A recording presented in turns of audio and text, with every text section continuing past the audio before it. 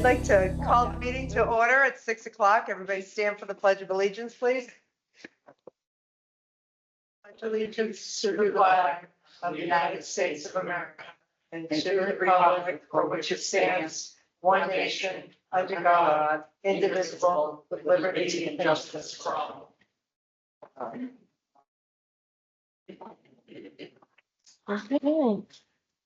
So first item is department board updates and requests, acceptance of a donation by the Director of Elder and Social Services. I'm gonna handle this. This is pretty straightforward. So the ESS department received a generous donation from an anonymous donor in the amount of $250 in gift cards to Shaw's to support residents in need. So this is something, especially as we're coming into the holiday season, this is something that will allow for ESS to support various residents in town, especially as we start thinking about that holiday season. Do you have any questions? Just we appreciate it. Do I hear a motion? I move that the select board vote pursuant to Mass General Law, Chapter 44, Section 53A, to accept donation to the town of Upton Department of Elder and Social Services from an anonymous donor in the amount of $250 in gift cards to support residents in need. I second the motion. All in favor? Aye. Unanimous. Town manager report, please. Okay. So this past Saturday was Heritage Day. It was a great day. Weather turned out spectacular. And myself, as well as ESS, had tables on the common and got to talk with a lot of residents, some about electric aggregation, some about the TIP project, some about Grove Street Bridge, downtown development. So it was a great day for engaging with the public. And as usual, really commend the Historical Commission and Historical Society members for the work that they do in coordinating this each year. You know, it's great to see residents, kids, everyone coming out, all the vendors to really highlight all that this town has to offer. So it was a great time. Also, just wanted to bring to everyone's attention the unfortunate passing of Board of Health member Ted Briggs. This happened last week. There are going to be service arrangements and a funeral this Thursday and Friday. You can visit Pickering's website for more information. Just want to at least let the community know about that. A lot of the work that town staff has been doing has really been centered around some of the stuff we're going to be discussing later on this evening, dealing with finalizing town meeting, pulling together information to support these articles, and having last minute meetings in order to refine some of the language as well as dollar figures. We continue to be in the hiring process for a building commissioner. Hopefully we're getting close to filling that. We have other open positions. You can visit the human resource page as well as the front page. We have water positions, DPW positions. We have, we're now advertising for filling a vacancy driver with the COA. We also have fire EMS, paramedic positions that we're looking to fill. So there's a lot of opportunities here in Upton. For looking ahead this month, because of the funeral on Friday for Mr. Briggs, we're rescheduling the town manager coffee to October 18th. Our assessor Valerie is going to be in attendance to talk about senior and veteran exemptions and even bring some of the applications so that people can complete applications for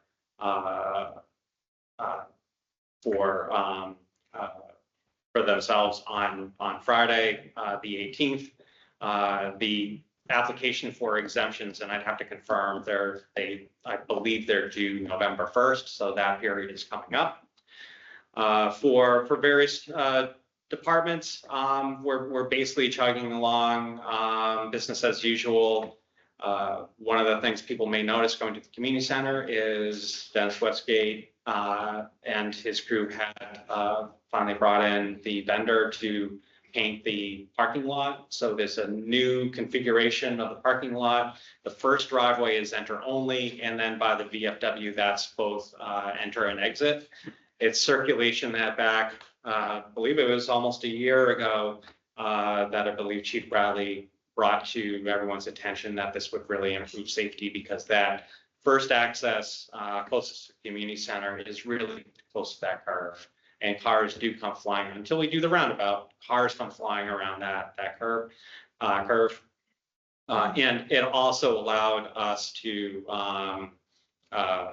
increase the number of parking spaces for them. And actually, Paul Flaherty, working with as a member of the building committee, worked very closely with Dennis and the engineer to come up with that revised lands.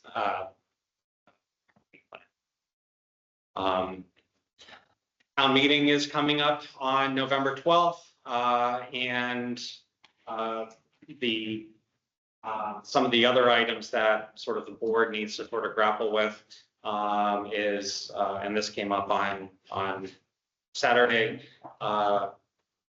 looking at Holy Angels. Dennis is lining up quotes for painting Racine, but there's additional work that was found at Holy Angels. So that painting project will be delayed until the spring. There's a little bit more repairs that need to be done and remediation potentially for lead. So we're still planning on getting the painting for Racine done this season. He's reviewing final quotes so we can get that scheduled. And we're entering into the capital season. That budgetary process, starting with capital articles, going to be meeting with staff over this month to start to document their needs and have that plug into the capital plan. We were successful in receiving a grant, almost $30,000, to have a consulting company redo the capital plan. But that's a lot of data that our staff needs to also generate to support. So something that hasn't been done in a number of years, and it will really allow us to evaluate going forward our future capital needs. Thank you, I appreciate it. Next is public input. Is there anyone that would like to make a comment? Any members of the public? Yes, please, Matthew. Matthew Backfield, Library Director. I have some input from the library trustees on the classification and compensation. Do you want me to hold that until that item? I think that makes sense. I'd appreciate that, yes. Thanks. Anybody else have any comments? Any online? See anyone, but. No? Okay, moving right along. We're making great time. Special town meeting warrant. So A would be article presentations by proponents. So for this, we really don't have a specific order. So what we can do is sort of go in the order of the warrant. I think some of the first articles that are coming up as far as proponent, I sort of would like to recognize Chief Peter McGowan because he can speak to two of the articles and then I can provide some comments. Okay, sounds good. If you'd like to come up and the hot seat, just be careful when you sit down, you will take off. I don't have a copy of the warrant. You'll have to ask me which one. Okay.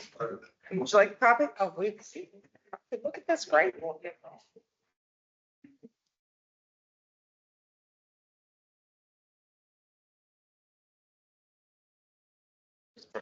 5, is that what you're looking at? Yes.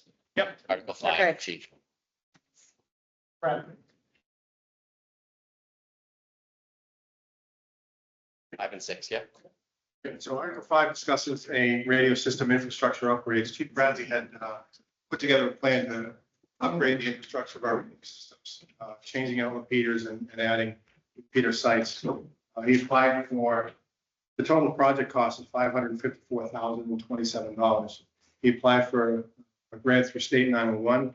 and was awarded $439,465, leaving an unpaid balance or an uncovered balance of $114,582. That we're asking for this article. So in the board's packet, and this is also, we do have members of the finance committee here as well. I included supportive information on the award of the grant, what was requested. So in the board's electronic packet, you can see the attachments that Chief Bradley had included for the grant, the various pieces of equipment that were included. So, you know, giving a good scope as far as the full application for the $554,000 that was requested. Any questions? No questions here? No. Maureen? No? No? I think it looks good. Thank you. Appreciate it. Madam Chair, if I may, Yes, Mr. Flaherty. so Mr. Murder, we only had 2 members of the finance committee, so now that we have a quorum, we have a posted meeting.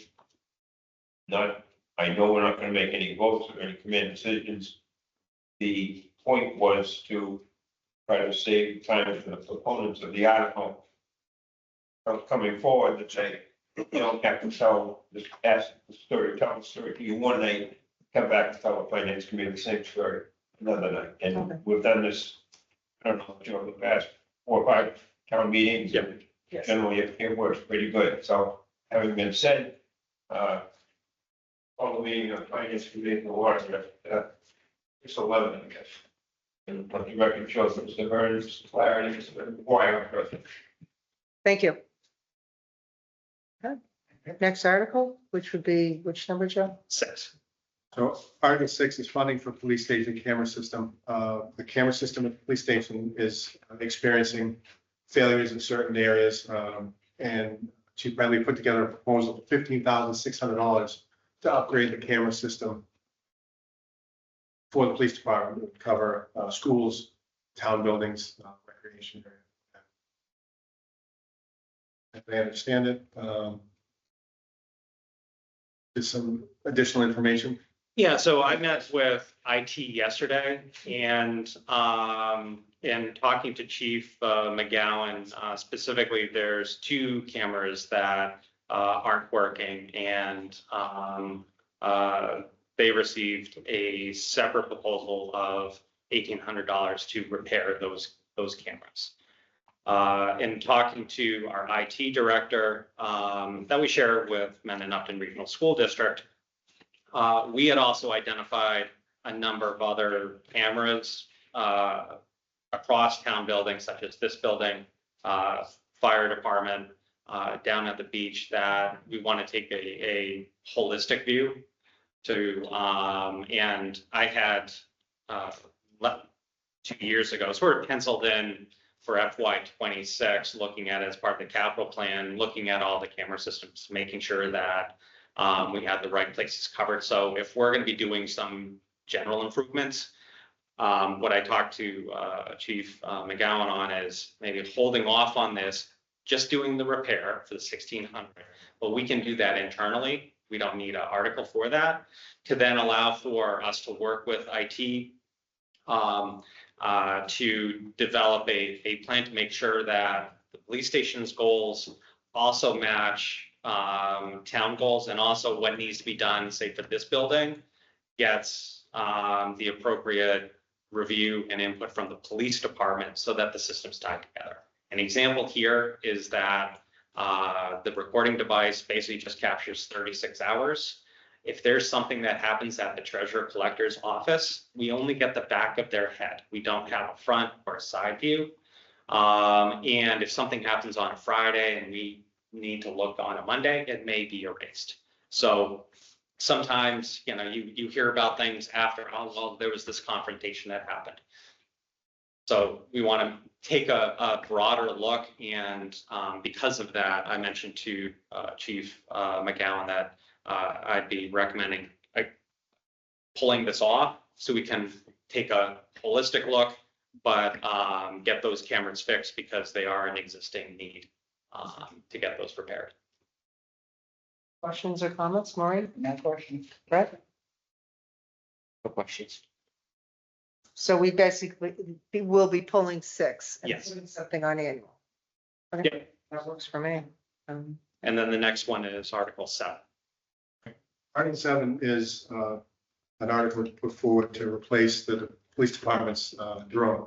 We have a drone now, it's a couple, 3 years old, and it's experiencing failures due to weather, due to radio interference, what have you. It's crashed twice now within the last 6 months due to either foul weather or radio interference. We've had it here both times, but instead of having an unreliable piece of equipment, I'm asking the consideration for $10,980 to replace the drone. 3 years worth of technology is 100 years in regular life. So the drone would be getting, would be waterproof, would be less susceptible to radio interference. And I think we've all seen cases recently where children have been found with drones. So, And it's never a beautiful sunny day when we need. of course not. Why would it be? So, okay. Do you have any questions? Okay. Appreciate your time. Thank you. Madam Chair, just if I may. Yes. Part of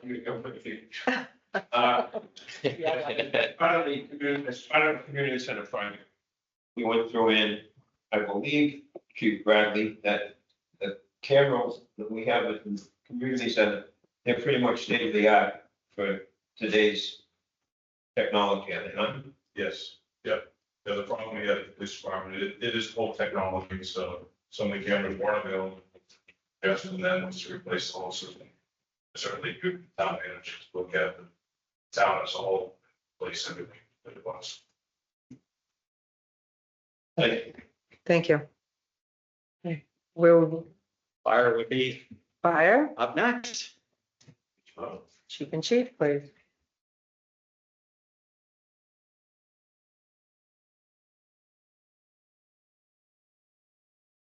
Good evening.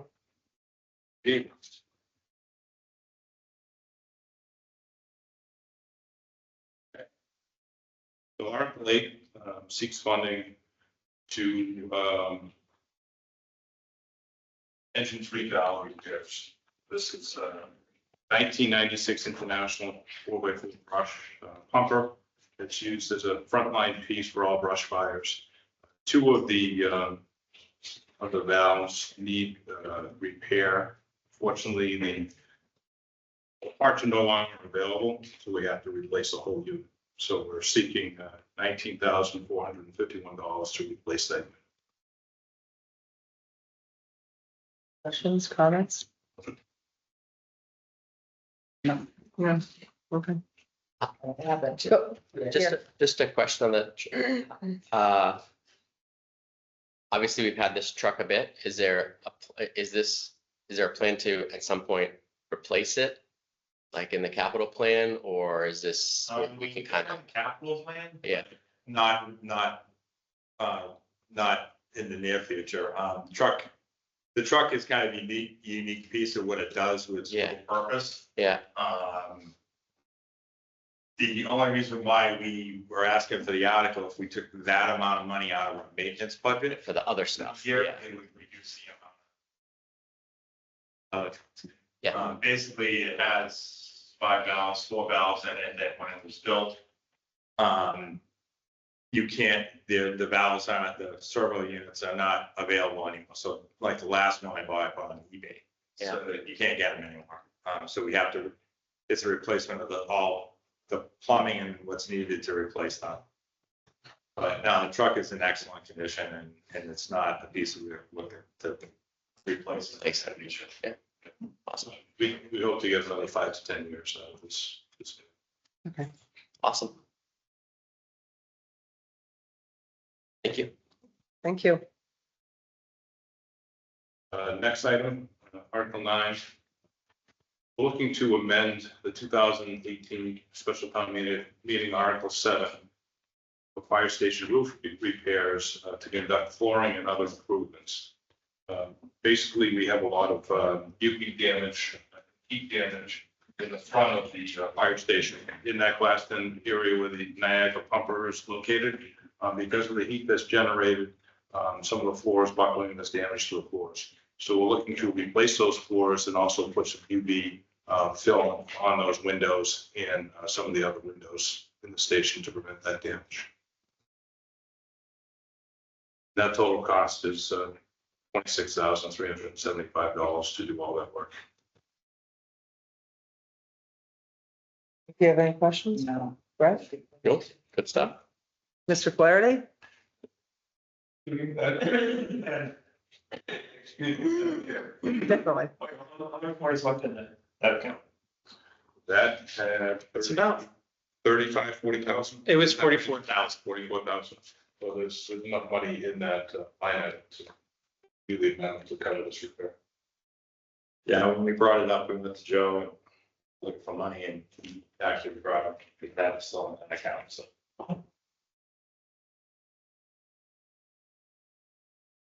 So we would anticipate, once we do these repairs, we want to close that special article. So the remaining to the general fund.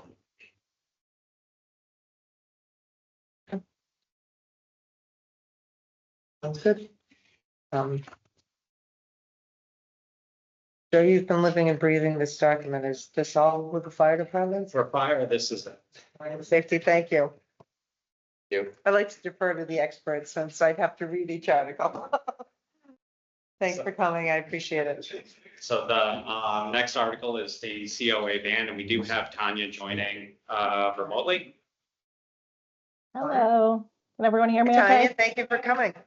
No problem. Sorry, I couldn't be there in person. I'm in between sports rides right now, so. We all get it.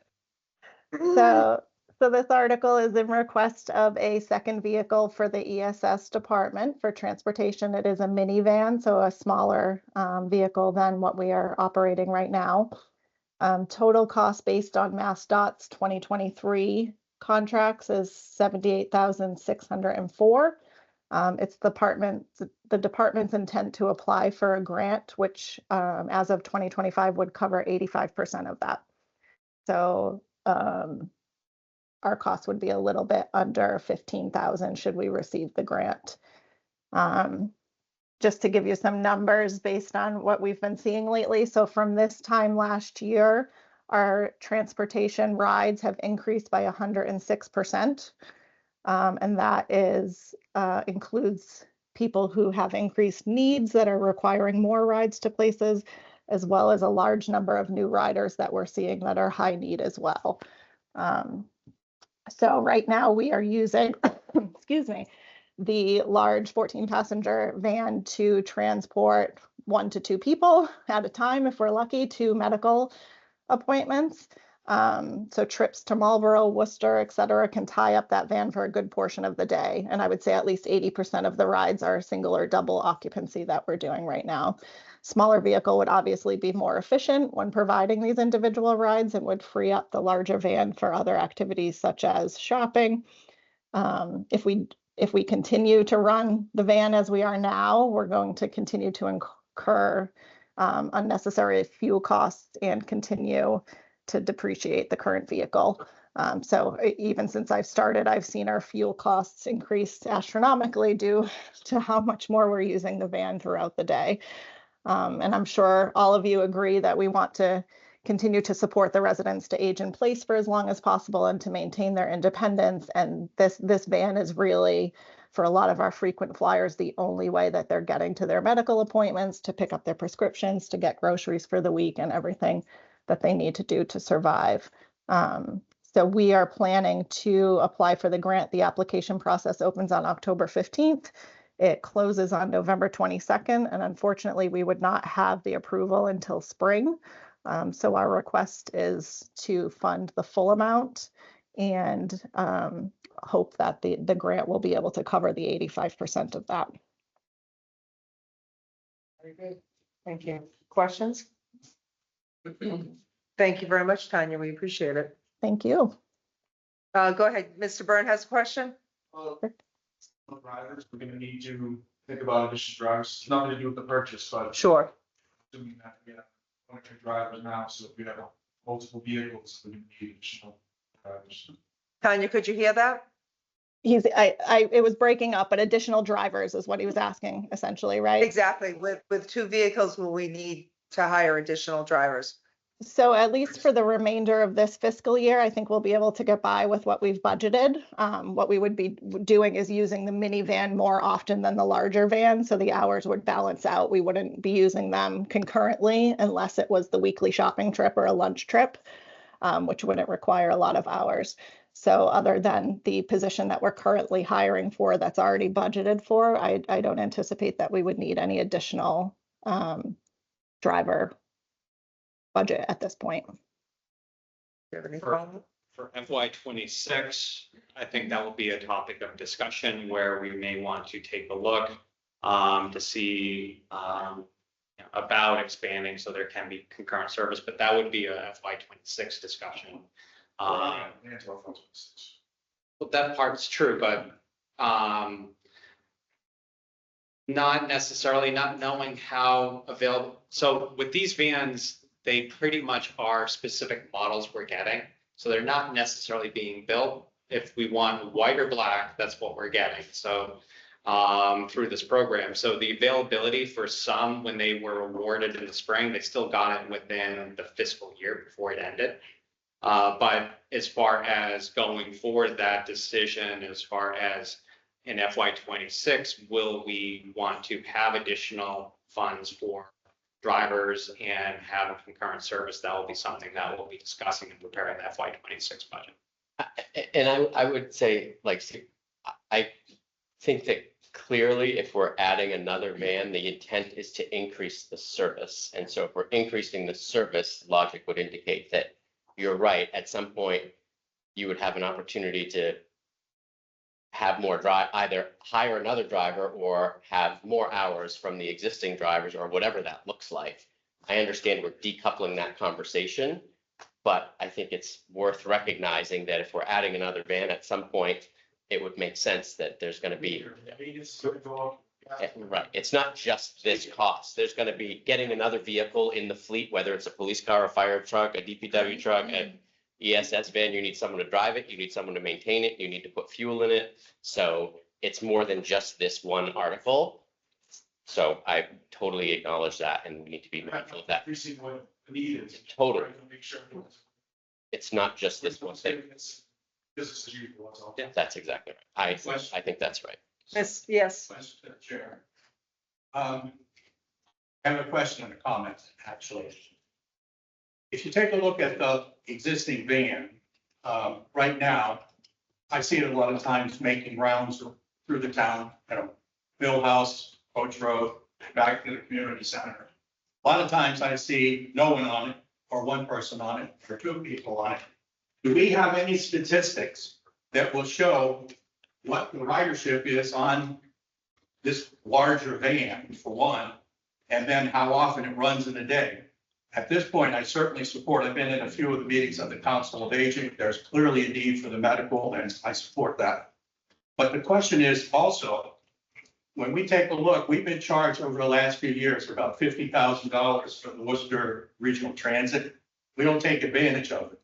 And if you look at the route that is currently being run by the large van, it's predictable. It has a time schedule. So if it's community center, Coach Road, Millhouse, that would be a perfect situation for the Worcester Regional Transit to make those rounds on a schedule. Use their van, typically smaller than this van, which we're saying is costing quite a bit of money to run versus a smaller van.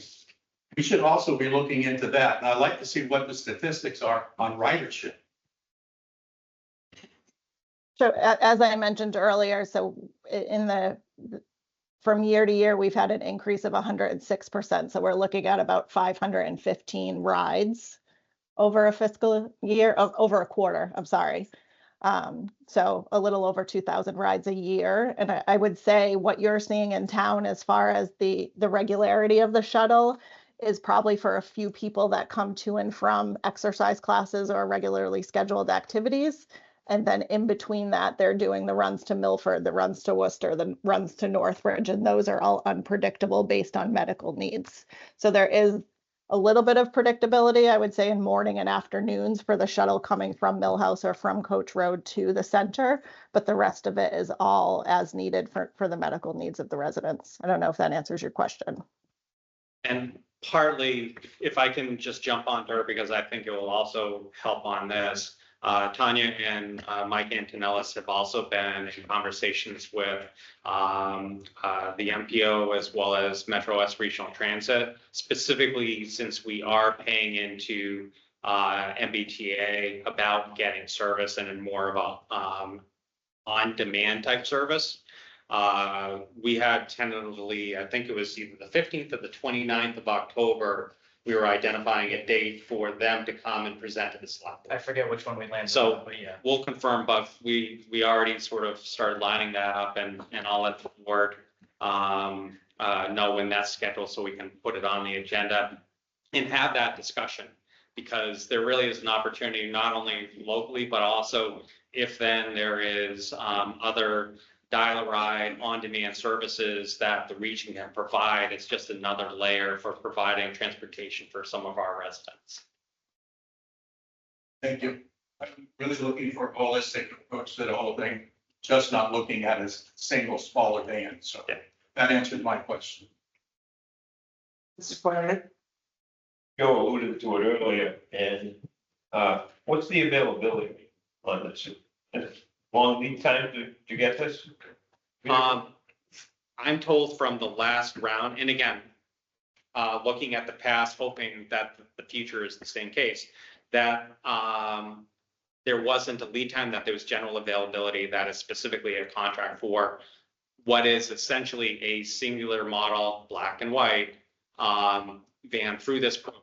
They make it available. So hopefully past is future, but we won't know until we apply for the grant.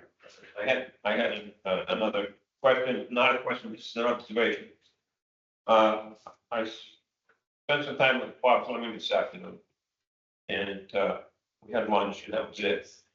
And I speak with his permission, he had prior engagement tonight. As far as the funding goes, the welfare fund has over $1 million expendable. And part of the use is for needy residents.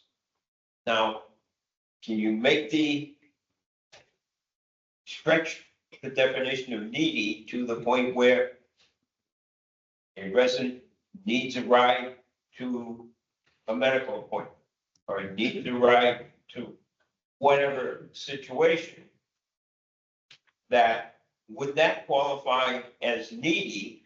And rather than take free cash or whatever it is, we could use the welfare fund. I believe they only spend about $16,000 a year out of it, or that's what they spent with the last year or this year currently. But there's over $1 million expendable in that account. It's nothing, I don't expect a decision or a resolution tonight, but Fleming and I just kind of throw that out as maybe an opportunity to. Mr. Flurry, I'd agree. I know Ristine said, I think it specifically says to aid residents in need.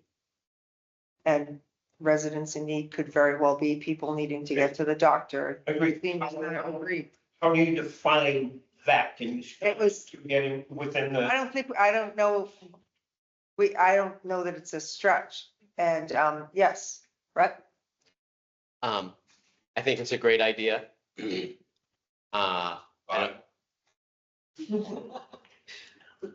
What's that? He said, but. No, no, there's no, but we've been trying, I personally, and everybody knows this because You were wrong, Mr. Yeah. Flanagan. Oh, no. Yeah, I was gonna say, you haven't been in the meetings where I've been trying to spend this money. So, That's why you get the look of shock. yeah, I'm like, huh? No. So that is a great idea. And we will take any and all ideas about how we might be able to distribute this money to the residents in the town of Upton. This is a private trust fund that was created by a benefactor, Ella Ristine, from the Knowlton Ristine family, for residents in need. I know, this is for the John public. I know you understand this. I'm just reinforcing that it's a great idea, and we should, and I would encourage everyone in this room to think about other ideas similar to that. We've struggled to find ways to get the message out to people and ways to distribute these funds in a way that benefits the town. Like, so any idea is a good idea as far as I'm concerned, and we absolutely should explore it. And that's the specific one that I think is a great idea, and we need to try to figure it out and figure out if we can do it. Bob Fleming is on the Council on Aging, for those of you that may not realize that. So that's why that came up, but, and he's a trust fund commissioner, so Lynn? there you go. Yes, please.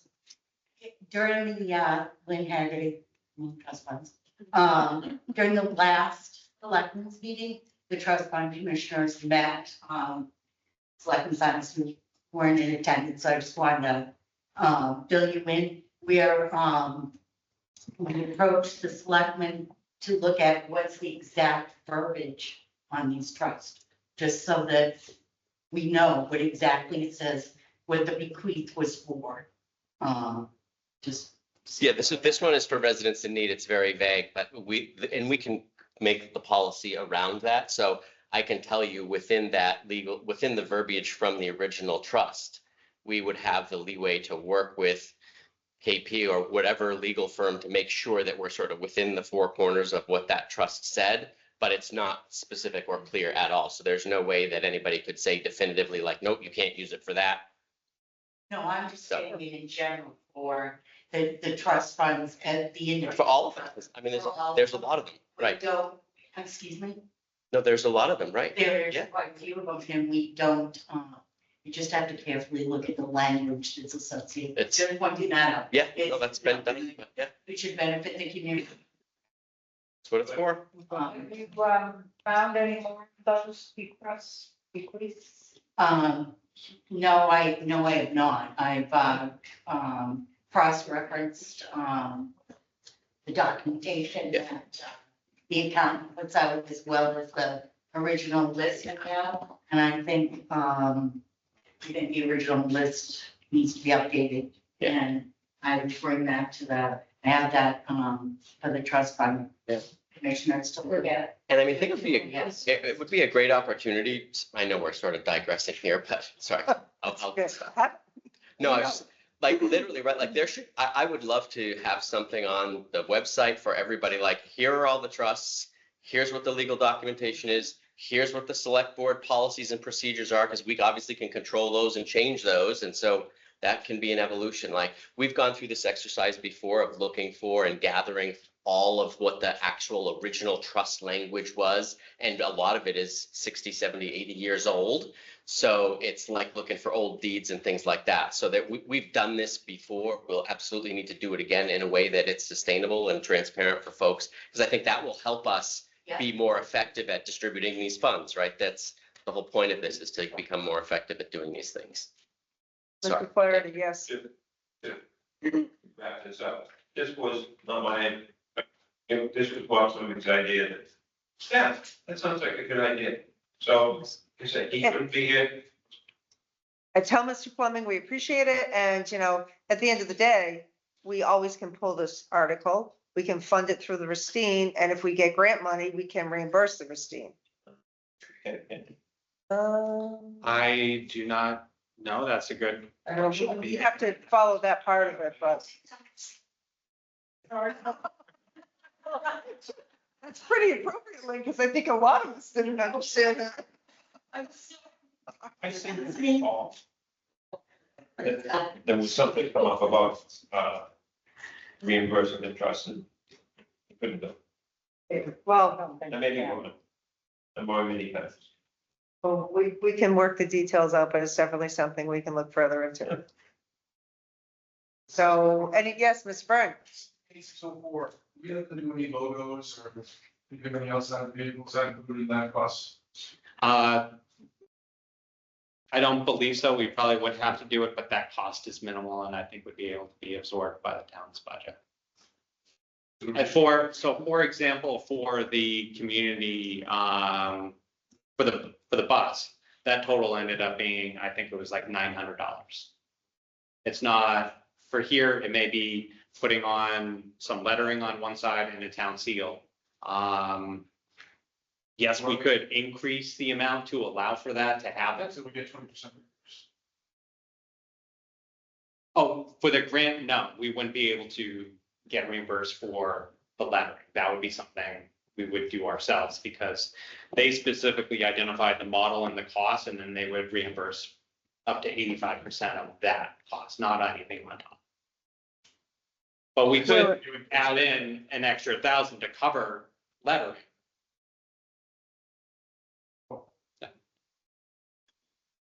Tanya, do you have anything further?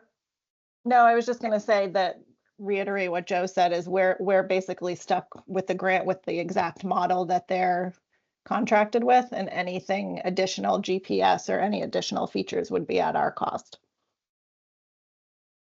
Does anyone else have any comments before we move on? So we'll look into Mr. Fleming's ideas, sorry, wrong F, and we'll keep And moving increasing forward. it by $1,000. Yeah. Yes. Yeah. Okay. Thank you. But you're doing a good job listening. Okay, shall we go backwards do you want to do, I see, Mr. Taylor, do you want to do the funding for the streetlight conversion? Is that you? I know he gave a good presentation a He did. month ago. I was, because I think you were gonna be here for the, green, right. I figured that maybe you could speak to both at the same time. Guys. Yeah. Is that enough? Yes. So I'm Bill Taylor, member of the Green Community Committee, and we had submitted with the help of CMRPC a request for just over $126,000 to fund the conversion of the streetlights from high pressure sodium to LED. The Green Community just division it of what it is, the $126,000. $121,000 for the work to replace lights and $5,000 for CMRPC to help us manage the grant. In addition to that, we also need to pay National Grid just under $4,000 to buy the existing fixtures. And that is what's on the warrant, basically $4,000 to purchase the fixtures from National Grid.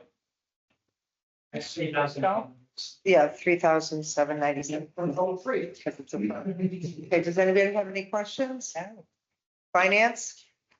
It'd be easy just to round it up to, take the 3 cents off and make it $1,000. Then we're sitting at, then we have a remainder that then is sitting on the books. Exactly. Article for 10 years. And that's because there's remainders everywhere. That's the exact one. I have a question related, just because people are here. So I was in, I forget where I was, but some part of the country, they had changed out the street lights and they were almost like a blue color. I assumed when I was looking at them, like a light blue color, that must be something environmental or some, like it, I don't know why they have those kind of like so. Don't know specifically about the blue light. I do know, however, that the LEDs have different light qualities. Yeah. And that becomes one of the conversations you have is when you're doing conversion.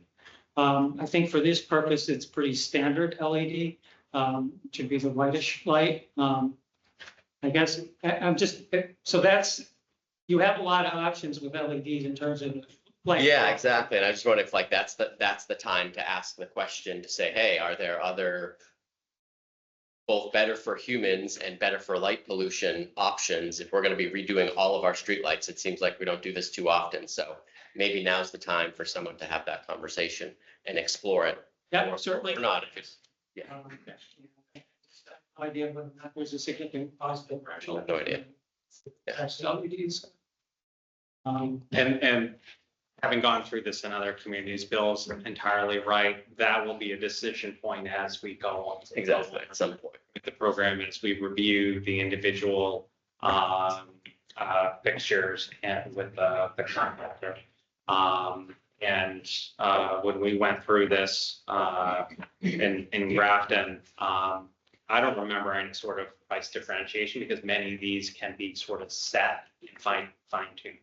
Some of them you can even adjust the overall lumens that are emitted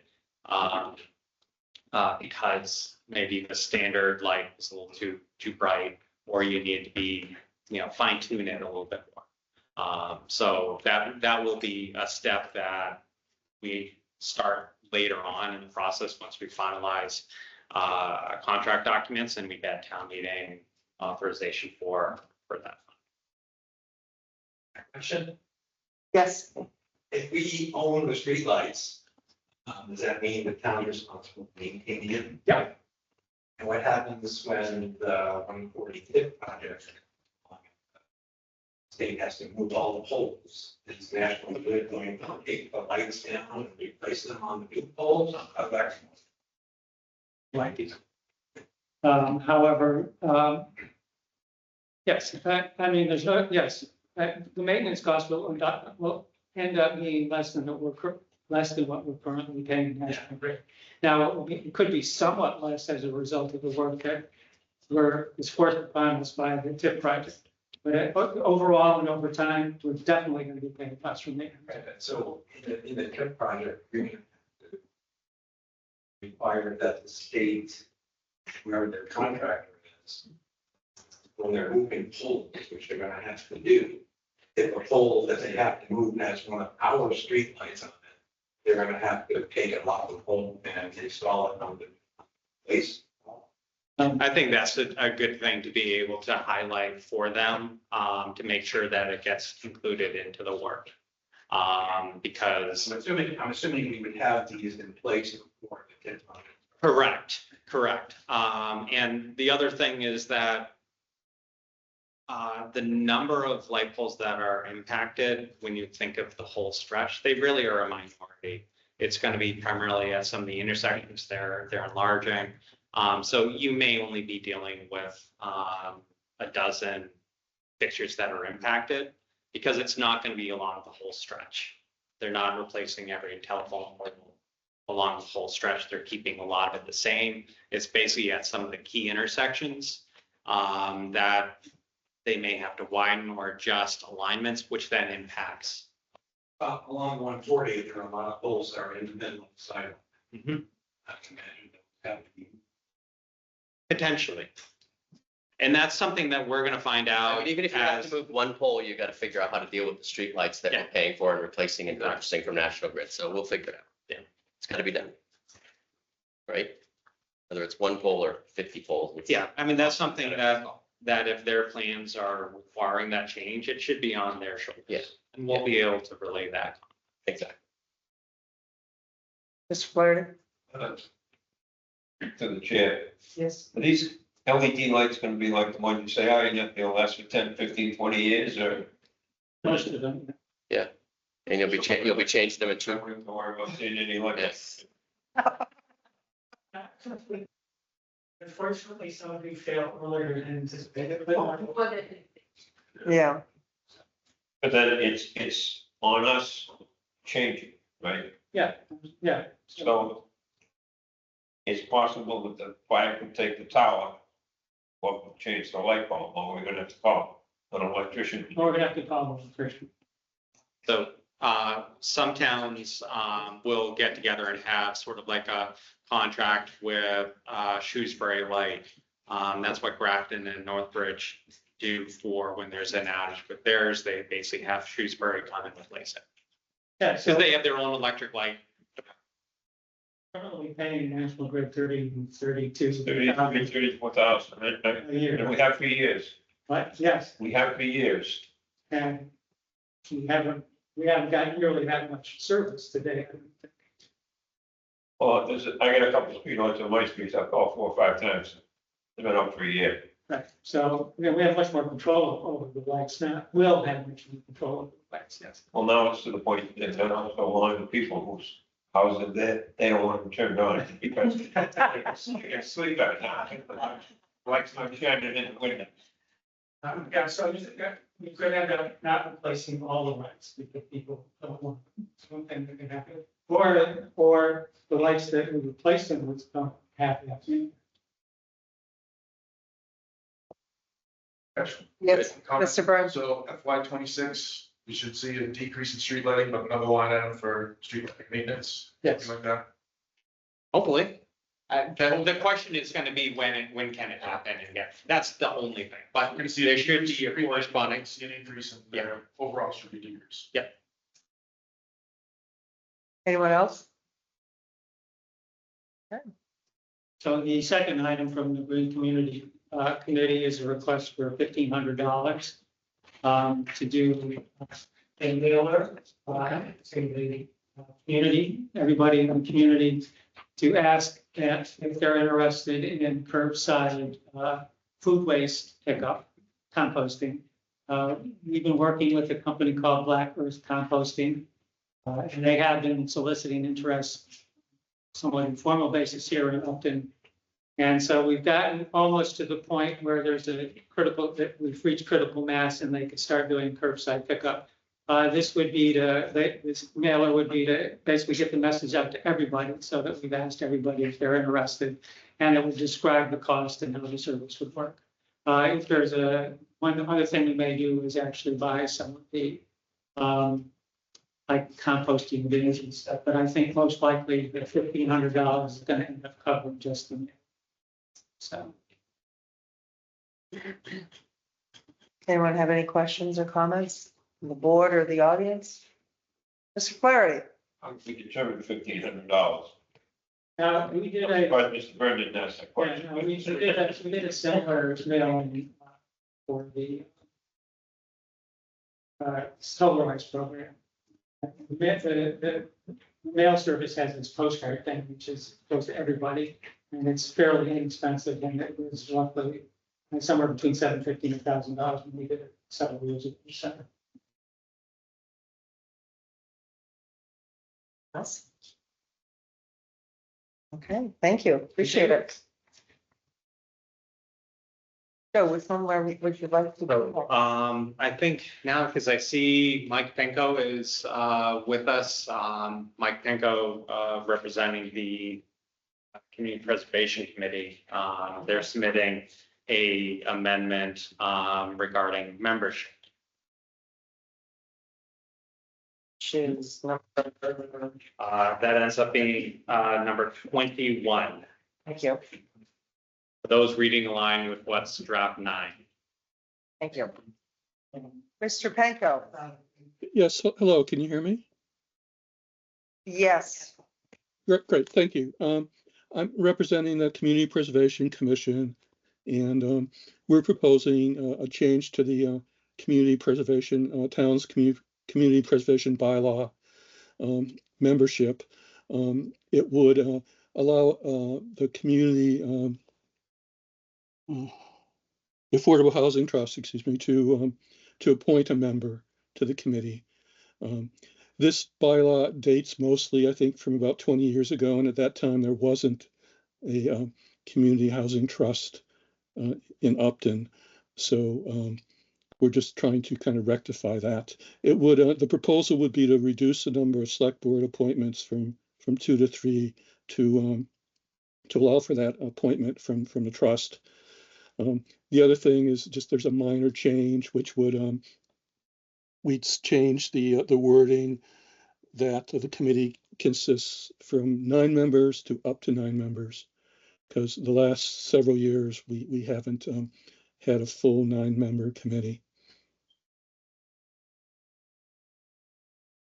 Mr. Penko, I know you're familiar with this, but we've revamped some of the committees because I know when committees were formed, they wanted one of everybody in, and it was hard to maintain a quorum because maybe recreation doesn't want to participate, or, Board of Health or what have you. Are you having trouble creating a quorum? Would it Or do you think this will solve your issues? And have enough interested people? Because personally, I'd like to see people apply and people to be on committees that want to be on committees versus the person that didn't show up for the Board of Health meeting and was assigned to the committee, for example. So is your committee working well, is my Yeah, question. I think it is. I've been Okay. a member for several years. We really haven't had a problem with membership of there's six different committees which those committees currently appoint members to the CPC, and all those positions are currently filled, and they've been filled for as long as I've been involved in the committee. So I actually think this would be a good way to ensure that we at least have 7 committee members, rather than relying on select board appointees, which we've had trouble, filling recently. Matter of fact, one select board appointee right now is actually kind of representing the housing trust. Got that person on through the select board appointment rather than through a dedicated position from the trust. Okay, as long as the committee's working well, I'm pleased. I just figured while we were amending things, if you thought it needed to be amended very differently, we could do that as well. But if you're not having, I know committees have had problems with quorums, so as long as you're receiving a quorum and everybody's participating and this will work, I'm fine with it. Jack Seamus. Yep. Man. All right, well. It's okay. Okay. All right. Does anybody else have any questions, either the board or we'll start with the board? No questions here. Anybody in the audience? Got money here. Got money for this crazy one. Okay. That much. Thank you, Mr. Penko, for coming. I appreciate that. Thank you, folks. Thanks very much. Mike Antonellis has the zoning, and then there's some other ones that I'll then review, because Dennis had it presented. Okay. There's questions. Good evening. Good evening. Oh. Mike Antonellis, Director of Inspectional Services, Land Use and Inspection Services. Well, Bill's here, but he's here representing him, but Bill, we have Bill from the planning board here, but and also Charles from the planning board here. If you guys want to chime in at any time, please do. Margaret Carroll's out of the country and couldn't participate tonight, and Kathy is sick, so unfortunately. So just me tonight for the most part, unless you guys want to chime in. So as I've been before this board to discuss before, there are 3 articles on. The first being the proposed small cell zoning bylaw, which is, as we've discussed previously, for 5G, small cell wireless transfer facilities. If you're familiar, these smaller components get attached to telephone poles as a way to transmit information to get internet and phone calls and everything you do on your phone for the most part. So as was explained before, I'll explain again, the bylaw's intent is to address deficiency in that as a use, right? So we can't regulate things in our zoning bylaw that are not called out specifically. Things that are not referenced within the zoning bylaw or are explicitly prohibited. That's the way that the zoning bylaw reads.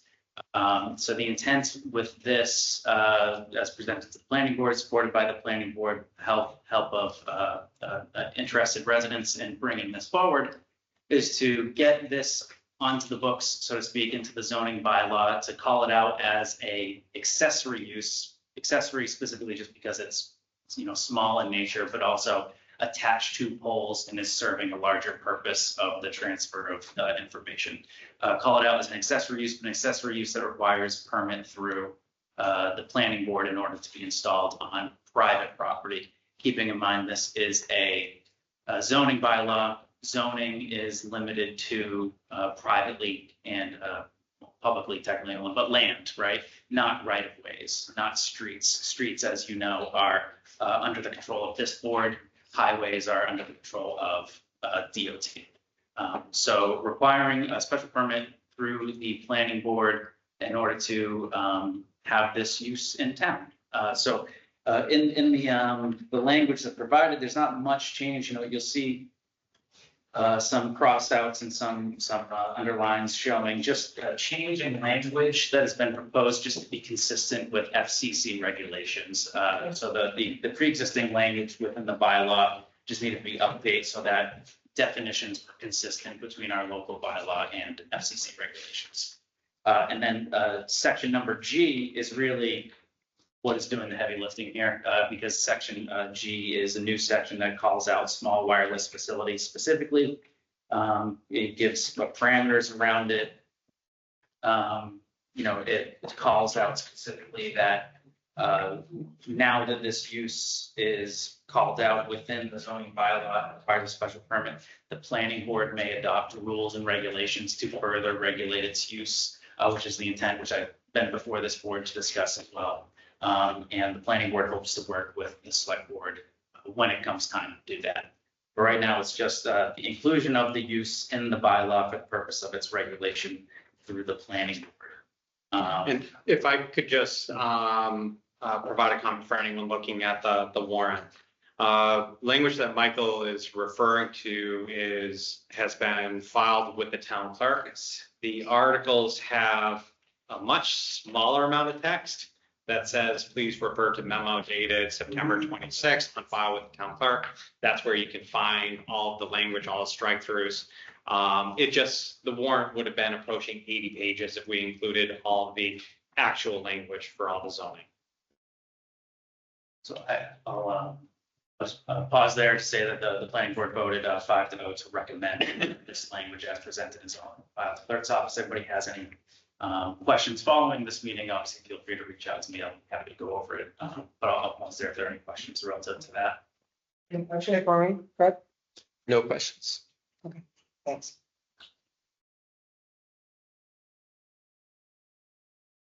The next one is,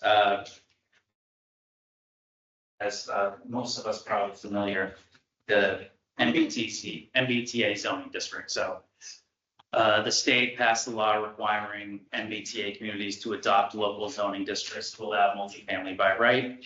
The planning board has been looking at this since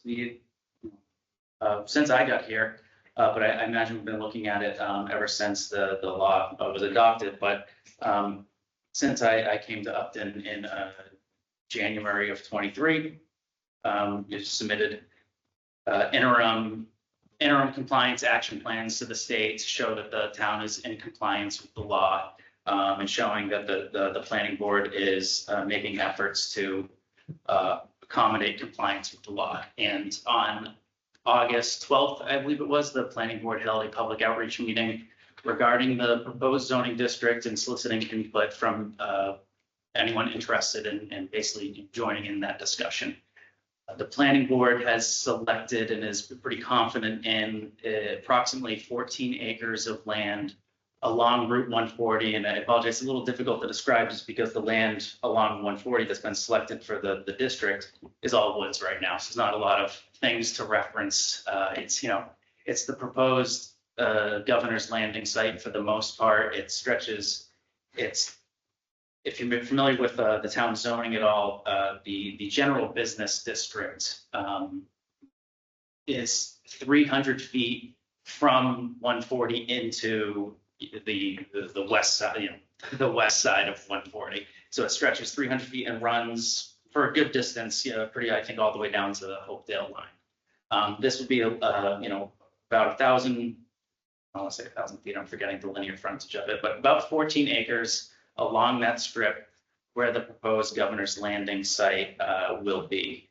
The reason the planning board wanted to proceed with that area is, we have, as you know, we have the Housing Works grant through $3.6 million to extend sewer and water down Route 140 in order to may allow for that development to even happen. And so it's a site that has been gone through a thorough, rigorous permitting process, both through the zoning board, planning board, I'm pretty sure Conservation Commission as well, and other state and federal permits for the development of that site. So they felt it was an appropriate site for any new development as well. Should this happen, I just want to take a moment to make the distinction that this law and the requirements of this law has been, there's a lot of confusion as to what exactly the details are and what exactly the state is requiring with this. It is not an affordable housing requirement. It is not at all tied to 40B and things of that nature. There is allowances for towns to implement your own affordable requirement, which this bylaw seeks to do so that the town doesn't fall further behind in your 10% affordable housing requirements and be subject to more 40B development in town. It is also not a building quota. It is not put upon the towns to say, upon adoption of this district, you have to create this many units. And by the way, the number of units that the state has determined Upton needs to provide for is up to 150 units within the district.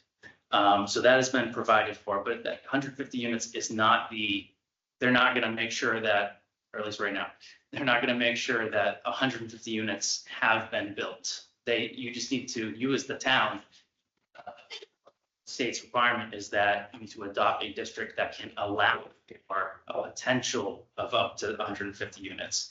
So that's been confusing for a lot of people, and it is confusing. This law touches a lot of different things. It's obviously aimed at increasing the state's housing production.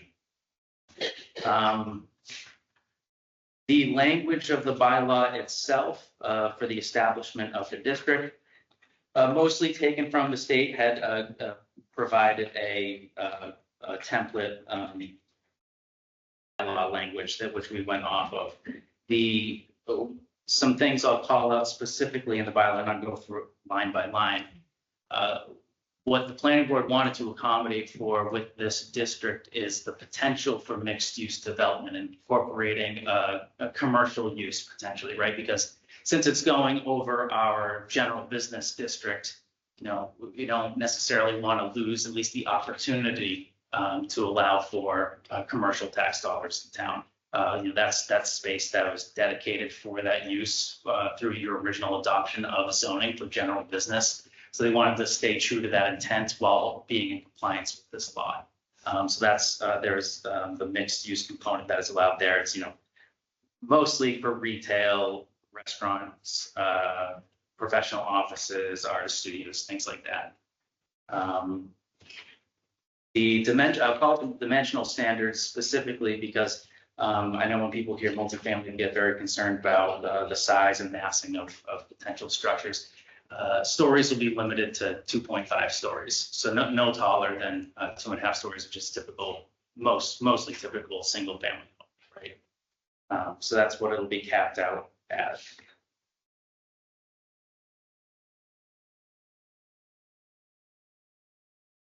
As I mentioned, there'll be an affordability requirement. The town receives grant funds to engage a consultant to do what's referred to as an economic feasibility analysis, which has justified that requirement to say that if you, the town, are going to require that if a certain amount of units, market rate units were to be built, if you're saying that, for every 10 units built, you have to provide at least one affordable unit to keep them with the 10% requirements. You have to justify that the market conditions in your town can sustain that. So we received the grant funds in order to get that study, and that has been verified. So the town has that to provide to the state to justify that component of the bylaw. So this is obviously a lot, but I guess I'll pause and then there on that portion of it if there are any questions. Questions, Brett? Yeah, just a quick question. Did the planning board look at, I'm sure they did, look at other areas of town, sort of like near the Westboro commuter rail, closer towards like where the Southboro commuter rail would be. Obviously, you can get to those places from over here, but you just got to do a lot more driving through town to get to them. Yeah, they, in the public outreach, meeting that the planning board held, there were a couple other areas of town that were mentioned. And the planning board considered them and thought that they were, had good potential, but they just felt stronger about this district on the Governor's Landing site for the reasons I had mentioned before. The extension of sewer and water to be able to sustain a development like that, and being on a site that is already slated for development. That I think, and I think I can speak for the board, because I think they've said as such, they'd be willing to entertain another district and if need be, essentially. When I first started having these discussions with the planning board, there was also the potential for the inclusion of the center business district, this area, right, the village area. There was just concern that because it's a requirement of the state, right, and an unfunded mandate is the terminology, because it's a requirement of the state, they didn't want to risk implementing that here and not be able to address some of the other concerns that might go along with it, such as suitability and aesthetics, right? So within this district here, there's a lot more older structures, historical structures and things like that, and not wanting to be concerned with, at this stage of the game, taking away or detracting from this area in town. But there was a lot of discussion about, Upton Center Business District, it is the Center Business District, it is the Village District. It would make sense to have infill development as far as units and homes in order to support the businesses that are here and to create that walkable, livable space that the Economic Development Committee is committed to, but and I think that they are still committed to evaluating that for potentially future changes that we're not yet discussing in any real way, but didn't want that conversation to recognize compliance of this law. I'll take a minute to say that the compliance of the law is obviously connected to a lot of the grants I've already mentioned, and probably a lot of the grants that we've discussed tonight. So that the state has told us that non-compliance with the law will result in elimination of being able to compete for any of those grants, which will be significant. And this needed to be implemented, was it by this December or next December? Next December. But it still has to be voted, so. Yeah.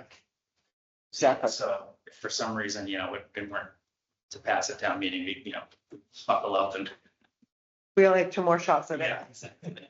Yes. So certainly the planning board wanted to put it forward now so that we're not in the town isn't in a situation where it gets rejected and then December of 2025 as you don't have another bite at the apple and then you lose grant funding. Any further questions, Molly? Brett? Thank you. No. Karen, yes.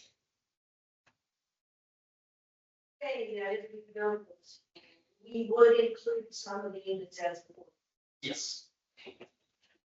That is a part of the requirements of the district proposed. Anyone else have any questions before we move on? Okay, thank you, Michael. Keep going. The planning board voted 4-1 and to recommend that article. It did also recommend to separate out a section D of permitted uses for a separate article. I think it would be Article 21, but I'm not sure. I'll defer to Joe. And that permitted uses section is a section that was intended to capture for what I was talking about earlier with the mixed use district and the ability to allow for commercial within that district. So that article just specifically calls out uses that are allowed in the UCBD district, our center business district, that could be also allowed in that district by special permit. And so it was council's recommendation to separate that out because the special permit components and only the special permit components, was actually creating a scenario that then required 2/3 vote at versus the simple majority as the law has changed to allow for multi-family zoning districts.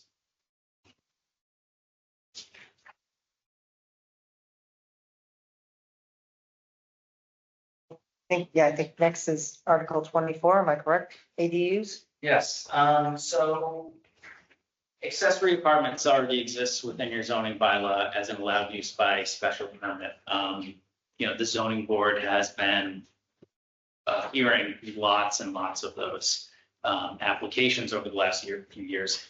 The Affordable Homes Act was just passed, and that is a new law or amendment to a law that starting in February of 2025, accessory dwelling units will be allowed by right across the entire state. Accessory dwelling units, for those who may not be familiar with the terminology, often referred to as in-law apartments. In our local bylaw here, they're referred to as accessory apartments. So this town already had a provision that allowed for some aspect of achieving that. So this article really doesn't, there are a lot of cross-outs, but the cross-outs and insertions, everything that you see the change here is with the attempt to comply with that new state law as defined. And the planning board did not want to make a lot of new policy changes or decisions within this change. They really wanted to mimic state law in the way that it's been adopted, so we're compliant with state law starting in February 2025, and to not make any additional policy changes with regard to this use until there's actual guidance from the state on how they would like to see that further promulgated. The state has said that they're going to come out with rules and regulations to help guide towns in the implementation of this. But obviously the law has already been signed into law, and it's town meeting season. So and further that the law is set to kick in, like I said, in February of 2025, which is before your annual town meeting. So they wanted to alter the zoning language in order to comply with state law. So what it will allow for is what the state law says to allow for is to allow for accessory dwelling units up to 900 square feet allowed in all residential zones. The only thing that the board has proposed that slightly differs from state law is to extend the opportunity for the folks in town who live in established neighborhoods that are not within residential zones to be able to get this still by special permit. So, you have a lot of homes in town in your CNI district out towards the Grafton end of town, Glen Ave. And Well, actually, people don't realize it starts at Maple Ave and it goes all the way to Mechanic Street. That is completely commercial and industrial, although 99.9% of it is residential. And there are many homes, obviously, in that stretch. And by adhering strictly to the state law, they would have been left out of this, whereas under your current bylaw, they are included. So they wanted to maintain that consistency. Does anyone have a question? Just a general information question. Is there a limit to the number of accessory dwelling units per? Yes. One or?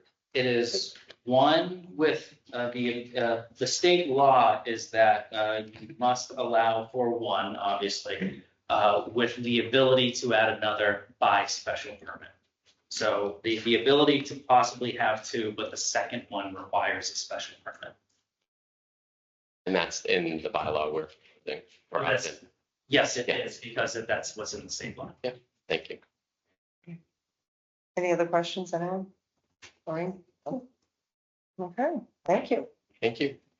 So I just wanted to, especially because Finance Committee is here, sort of comment on Article 14. That's the one that is for funding for landscape design services for Route 140 Main Street project. I discussed this with the board previously that with the TIP project coming in, the one thing the state, they're looking at really only the traffic and safety improvements that are necessary and associated with the project. There's not any aesthetics, there's not any landscaping, there's not any streetscape, there's no lighting. Beyond basically replacing any sort of overhead light that currently is 20 feet up in the air, if they have to remove a telephone pole. They're not proposing any other lights, there's no traffic lights. So if we wanted this project to have that Upton feel, that is on us. When we first were reviewing the warrant, I had received a quote, which was basically an all-encompassing quote from start to finish, actually construction management in the amount of $114,000 and change. I also was in the process of seeking an additional quote, but what I was also trying to do was to get an idea from MassDOT, what is the real timing for this project? As we all know, they are currently behind schedule. We had a 25% design hearing in January of 2023, and we were expecting 75% by the winter of 2023 into 2024.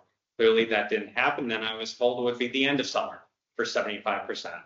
I was on the phone with MassDOT this morning. February 1st is when they're anticipating 75%. That then kicks the schedule to winter 2025 for 100%, and with a currently penciled in date for going out for bids for construction, March 2026. So in thinking about the timing and thinking about how we really dovetail into this, the process would be best to do the design work, sort of fall into the winter. And then by February, we'll be at 75%. And we'll have better input from MassDOT to then go back to annual town meeting to complete construction drawings. And then once we're sort of, again, this is all sort of working very closely with MassDOT, then for special town meeting in the fall, looking at having a better understanding as far as what they will cover, what then is up to us. Right now to come in with $115,000, that's really guessing because we don't know what level of input and we may have to get revision. So my recommendation is basically scale back the funding request, ask for $25,000. The board has a memo that includes a quote for $23,000. Reason why I added a little under 10% to it is that it only built in one public meeting. If we want to have a couple more public outreach sessions to get input, I'd like to have that flexibility. And that would then line us up to then work closer with the state once they hit 75% and really go almost like in sync with them as we go through the coming year. So that's something that I'm recommending to the board for amending Article 14. And I understand, there may be questions from the board or even finance committee sort of on this type of project. Okay, I'll take the board first. Maureen? Questions? I'm going to listen first. Okay, Brett, questions? No questions. Okay, finance. Mr. Flaherty. I'm jumping the gun here, but is it possible that some of the trust could be used for this and or for the beautification trust? Yeah, if for anybody not familiar, you will see Harvey Trask has gifted the town quite a bit of money for beautification of our streets. And so, yes, I do believe. Yes, exactly. $250,000 is expendable with more to be held in trust. And yes, that came in as we were discussing that. We heard from Harvey's lawyers and yes, I think that's where the money would come from.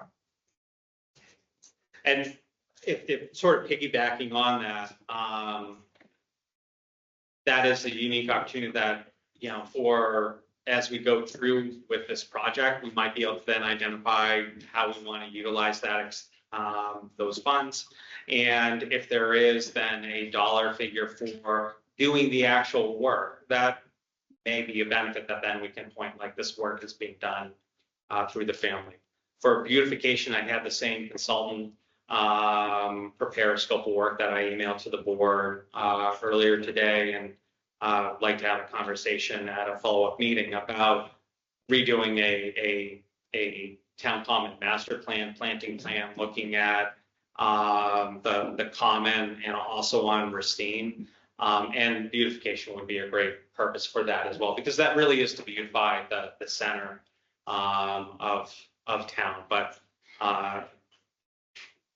this here at least would get us going and get us to a point that then we can go at the same pace with MassDOT in order to finish those plans. And we can figure out the funding as we go through, because we also don't know how long it will take for them to check once we get town meetings approved. Yeah, for anybody who's not familiar with it, the board has had discussions. If you've driven through Millbury Center recently, they've redone it, so they have the lower black, they look like the old gas lights, but it's pedestrian lighting. And as we look out the window and we see how lovely and dark it is, if you're gonna try to cross the street in front of the town hall, you are gonna take your life in your hands tonight. So that's some of what we're looking for, is pedestrian lighting, some streetscaping, just for both safety and beautification. Steve? Other towns that had TIP projects have that. And the question is, they pay for themselves, or is it part of the TIP? What the state will do is they'll identify their bare minimum, and then basically anything above and beyond that, it's up to the town to pay. So there are some, they have like this list of what they deem as, and that's where part of it, quite frankly, is a little bit of a negotiation as you're taking those design. So for example, as part of the TIP project, we're going to have pedestrian activated crosswalk signals. They have them in two models, black and then basically the galvanized silver. By default, they always go with silver, but it's going to be easy to swap that to the black. Same thing with school zone signs and all those things. The TIP project that was recently completed in Grafton, they used all black fixtures. But there was a premium for the traffic light that's by the South Grafton Fire Station that the town did have to chip in, but much less than if the town had to try to do it itself. So that is something that goes through, especially as you're finishing from 75 to 100%, and then you're identifying those additional asks. And that's where at this time, until we start doing this, we don't exactly know what it is. You know, we're going to have 26 to 27 feet of concrete right in front of the Thompson block. That's a perfect opportunity to have some seating space, some landscape areas, some lighting, because that's all right away. That's all roadway. So when we had the 25% review with MassDOT, their 25% had sidewalks that were asphalt. And they did the TIP project on Hopkinton Road and sidewalks were concrete. Yep. I don't understand how they can just change what they do as, and not at least kind of gives. That's where, you know, the town providing that input, and talking to the project manager, I informed him, and they're going to be working with us to hold another design meeting, and that's another opportunity to set our expectation. This is our main street. Yes, it's a long main street, but this is something that you know, we should be pushing for concrete, because that's going to last the next 20, 30 years versus 3 years. You start getting asphalt pushing up because there's a tree next. Right. We would have to, you know, you think we would have to pay for that? Not necessarily. So the project in Grafton, they held to specific areas where they wanted concrete, and the state paid for it. There was some areas on other stretches where, yeah, they acquiesce to the state. But we also have an example with Hartford Ave North where we stuck to our guns. And I think that's probably the expectation that the town would stick to its guns, because if you look at, you're gonna do the common area here. You're gonna do the same thing in front of the community center. You're gonna do the intersections around School, Plain, and Pleasant, you're gonna have concrete. Then you have the school. So when you look at then these little gaps, really, you're gonna have 800-foot gaps intermittently. No, you're gonna want it uniform, because they did that just on the other project. But that's all stuff we'll be working with them on.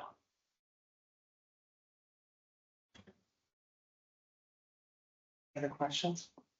Okay. Thank you, Michael. So from a procedural standpoint, the next agenda item, 5B, I wanted to just highlight minor amendments. So then under 5, and also there are 3 proposed articles under that for purposes. The board does have a revised 5B in front of you that basically identifies the amendments from when the board last either approved articles to be on the warrant or from what was submitted. So for example, in Article 1, we had the $50 T-Mobile bill, but we did find $79.82 for Verizon Enterprise that we'll have to pay going back to FY17 through FY23. Some of it, Article 2 was amended to include the dollar figure along with Article 3, which we'll discuss under agenda item 6. Corrected text in Article 5 and 9. I did have Sue go through with the fine tooth comb, so some people with looking online may have a draft 9 that has a couple of spelling errors. The ones that are printed here, everything is all cleaned up thanks to Sue. Just a question on I understand there's a lot of documentation that we've now sort of taken out and referred to as being filed with the town clerk. Yeah. What's the plan for folks at the town meeting that asked to see those? We'll provide copies. So we'll have some copies Yes. available for Yep, people that may exactly. want them. I just wouldn't want someone to show up and No. want to look at something that they're No. voting on and not. Where access to see. it's our plan, planning, and myself for the Town Managers Act to Okay, have copies available for people at town meeting. thank you. And that's where Article 22 through 24 referencing them. Yeah. And then Article to be removed, the board would have to vote for removing Article 6. Staff is in the place in earlier drafts of the warrant, we did submit an article for funding reconfiguration of town hall. I am working with Dennis. We think we can do that in-house. So we're looking at existing contract language. If we need some sort of supplemental funding, we have an opportunity on October 5th that then I'll present that to the board. Okay. And then we have the Articles 16, which is in the draft of the warrant for accepting the donation, MBTA, which Michael spoke to as far as calling out special permit uses, and then language for authorizing use of electronic voting.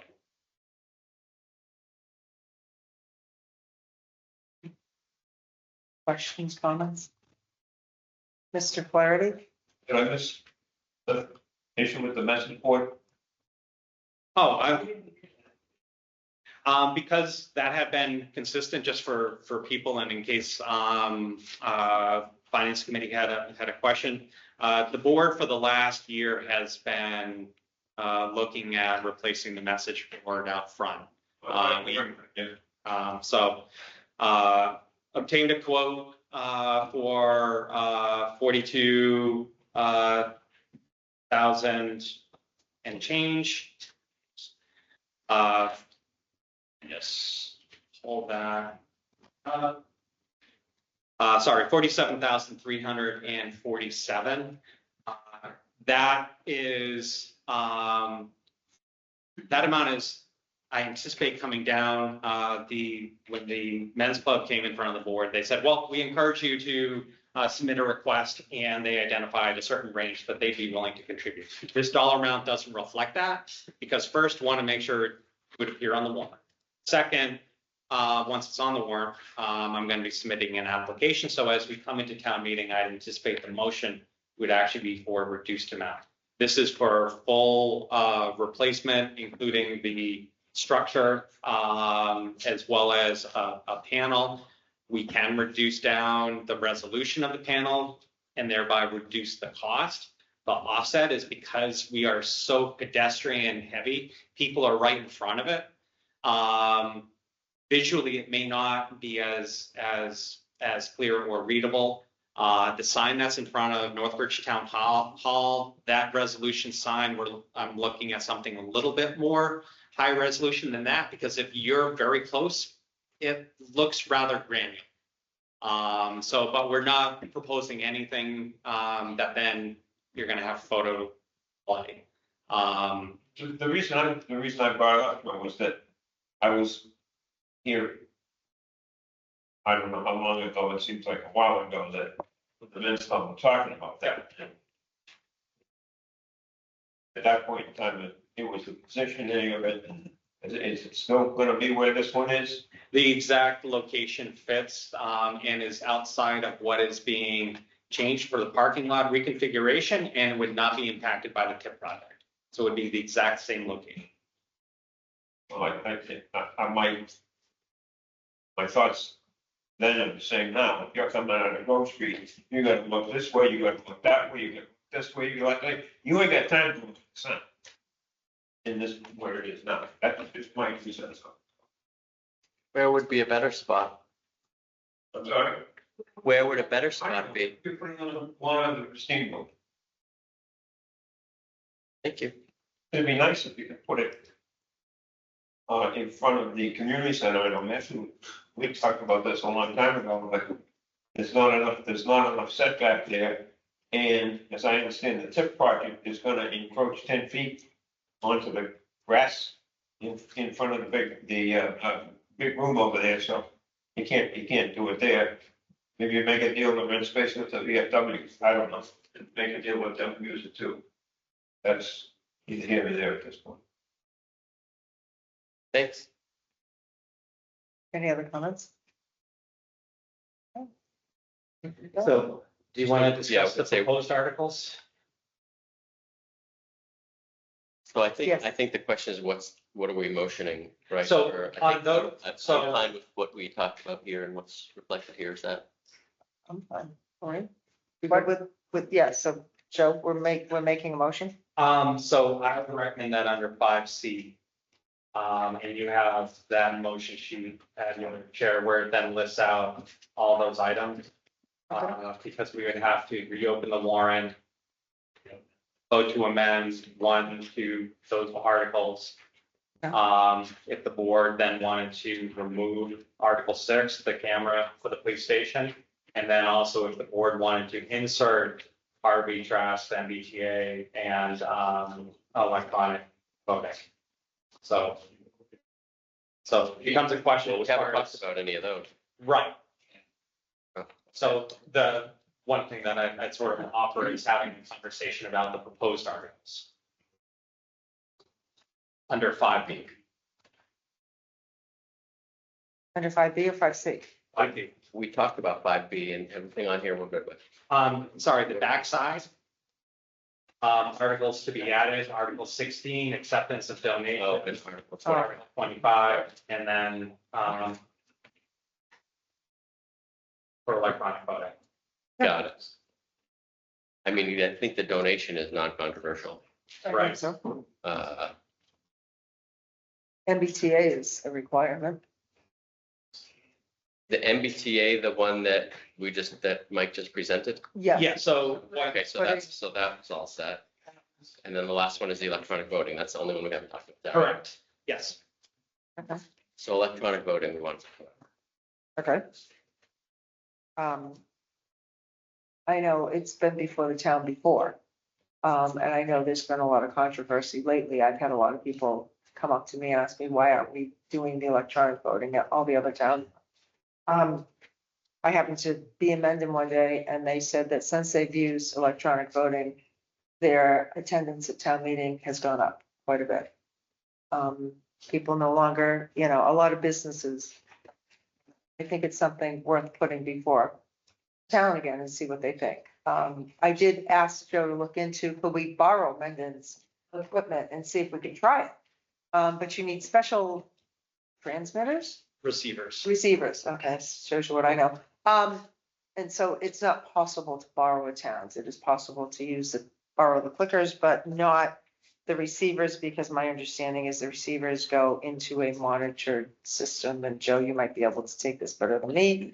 Joe looked into it in depth, and so the $21,000 would be to put before the people to see if that's what they wanted to do with electronic voting. Because as you've seen in some of the memos and stuff lately, Fred, I believe our bylaws state voice vote. So there's a lot of controversy and a lot of nuances to it.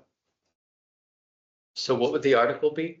So I have a memo with proposed language in the board's packet under 5B, proposing amending section 100-11 to add the following text. Town meeting shall utilize electronic tabulations and electronic devices to tabulate town meeting votes.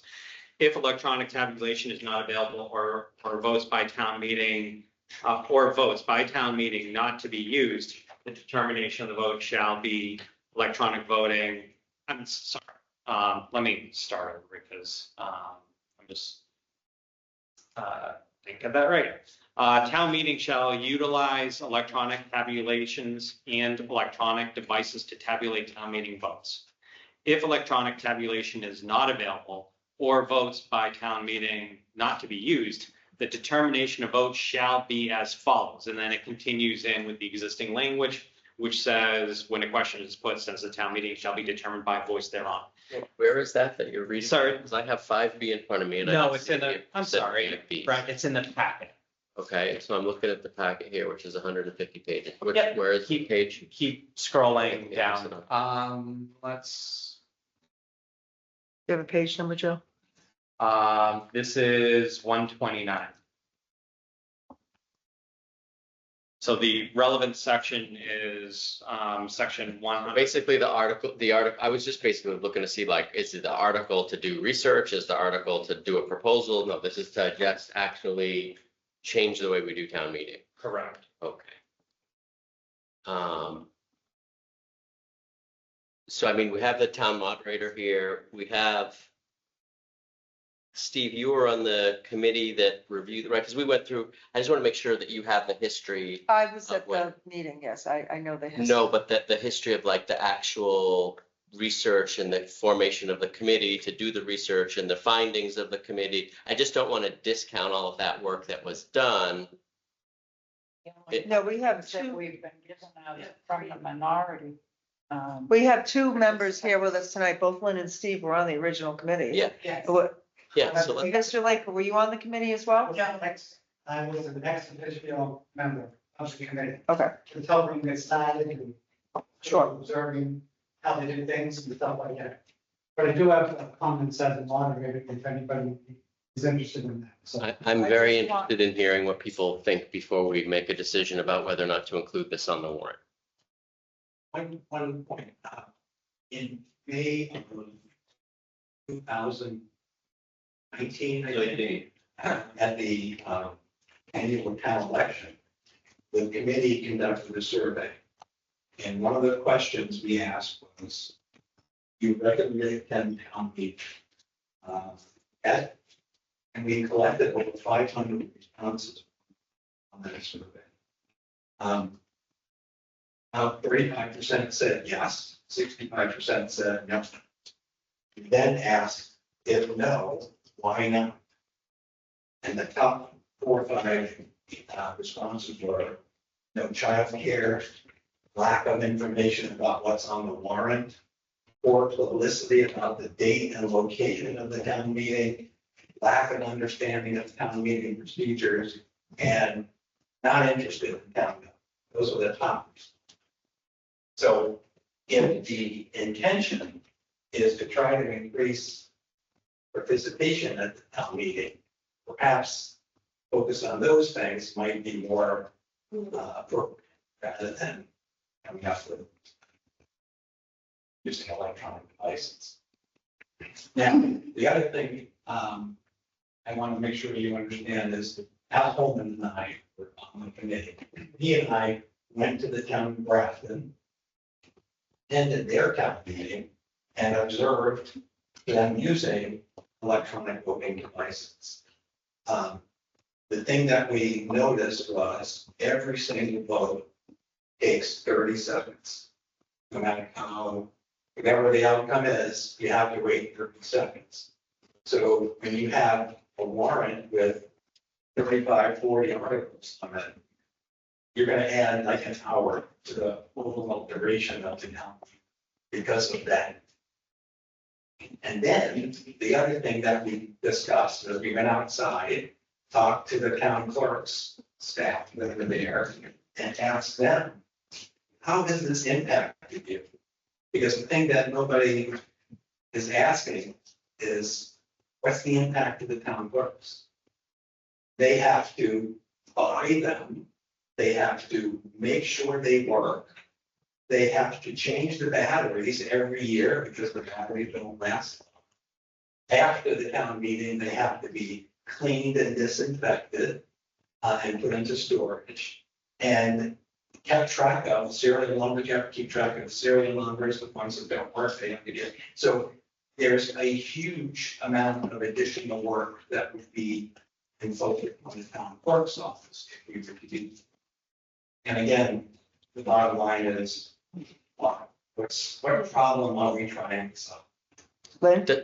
Oh, sorry, just a question. Well, go ahead. No, just sorry, just a quick question. The article, and I just, I'm still scrolling, trying to find it.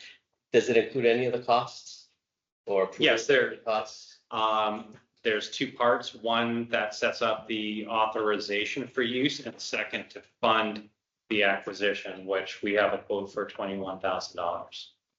And does that include, that doesn't include any additional overhead or For the first, for the everything is covered for.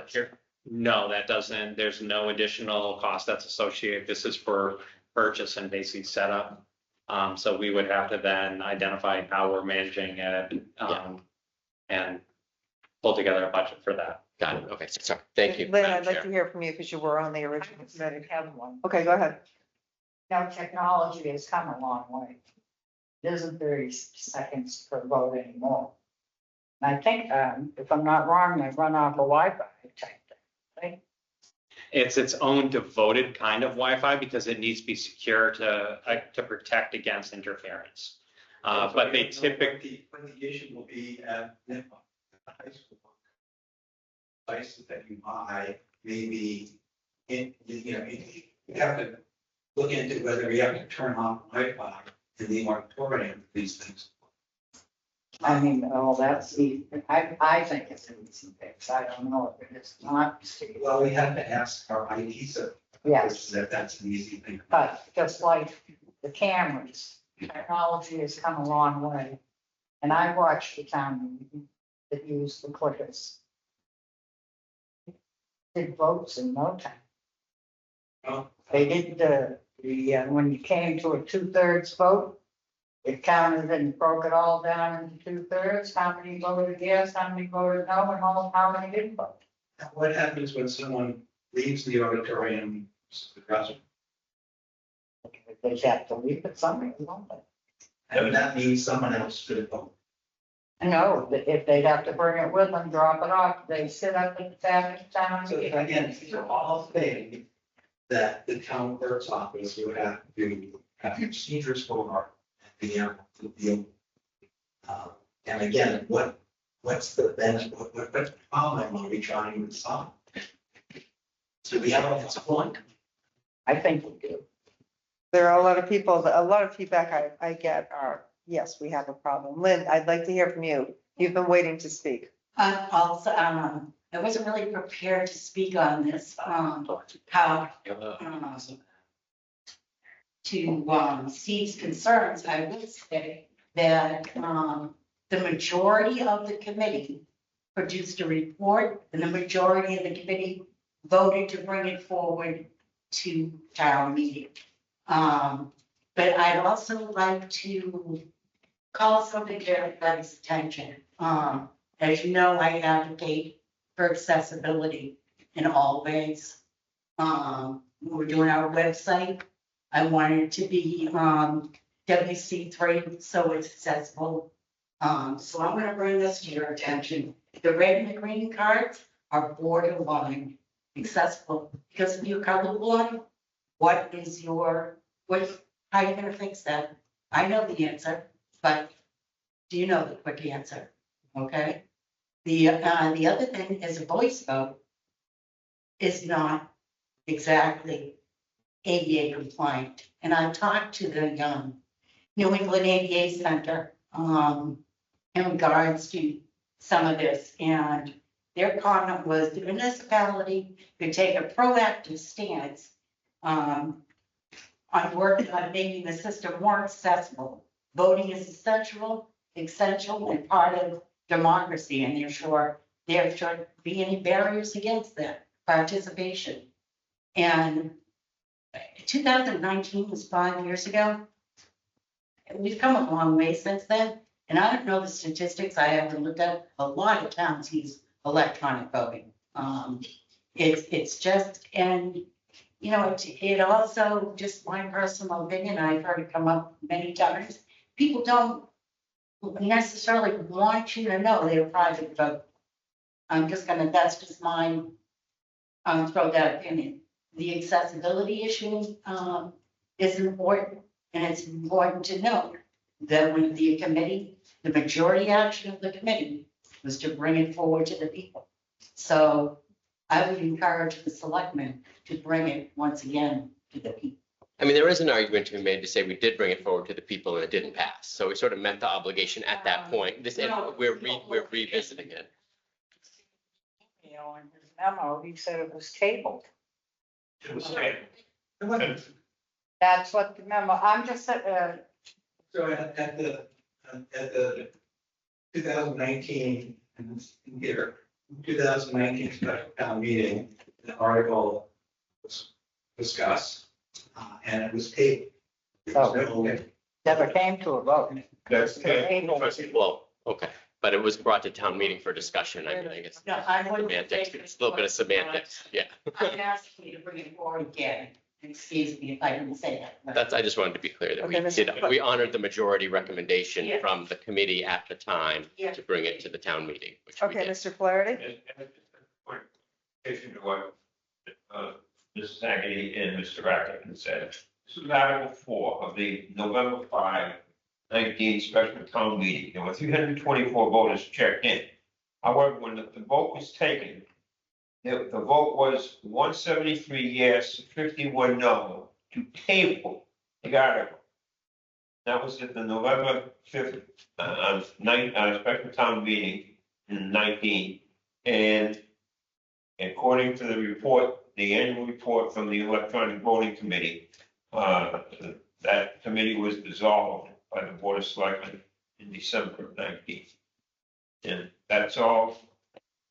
I'm a paper picker, but this is all stuff that I got right out of the town records. Right, so. Posted the town meeting in report. Okay, I saw Karen's hand a while ago. Would you like to comment? Yeah, in my opinion. Absolutely. Probably don't like. How's a good advocate town to use electronic voting? I'm a visual person. How do I know when I push that button, what's gonna go across? I'm more of a visual person. That's just my opinion. I'm not trusting on all these electronics. well, even when you have a voice vote, it's all in who's allowed. If that what? If you have voice vote, I'm not agreeing with voice. But I don't mind the red or the green. I think that works very well. And when it's very close, you get a standing count. So that's more my opinion.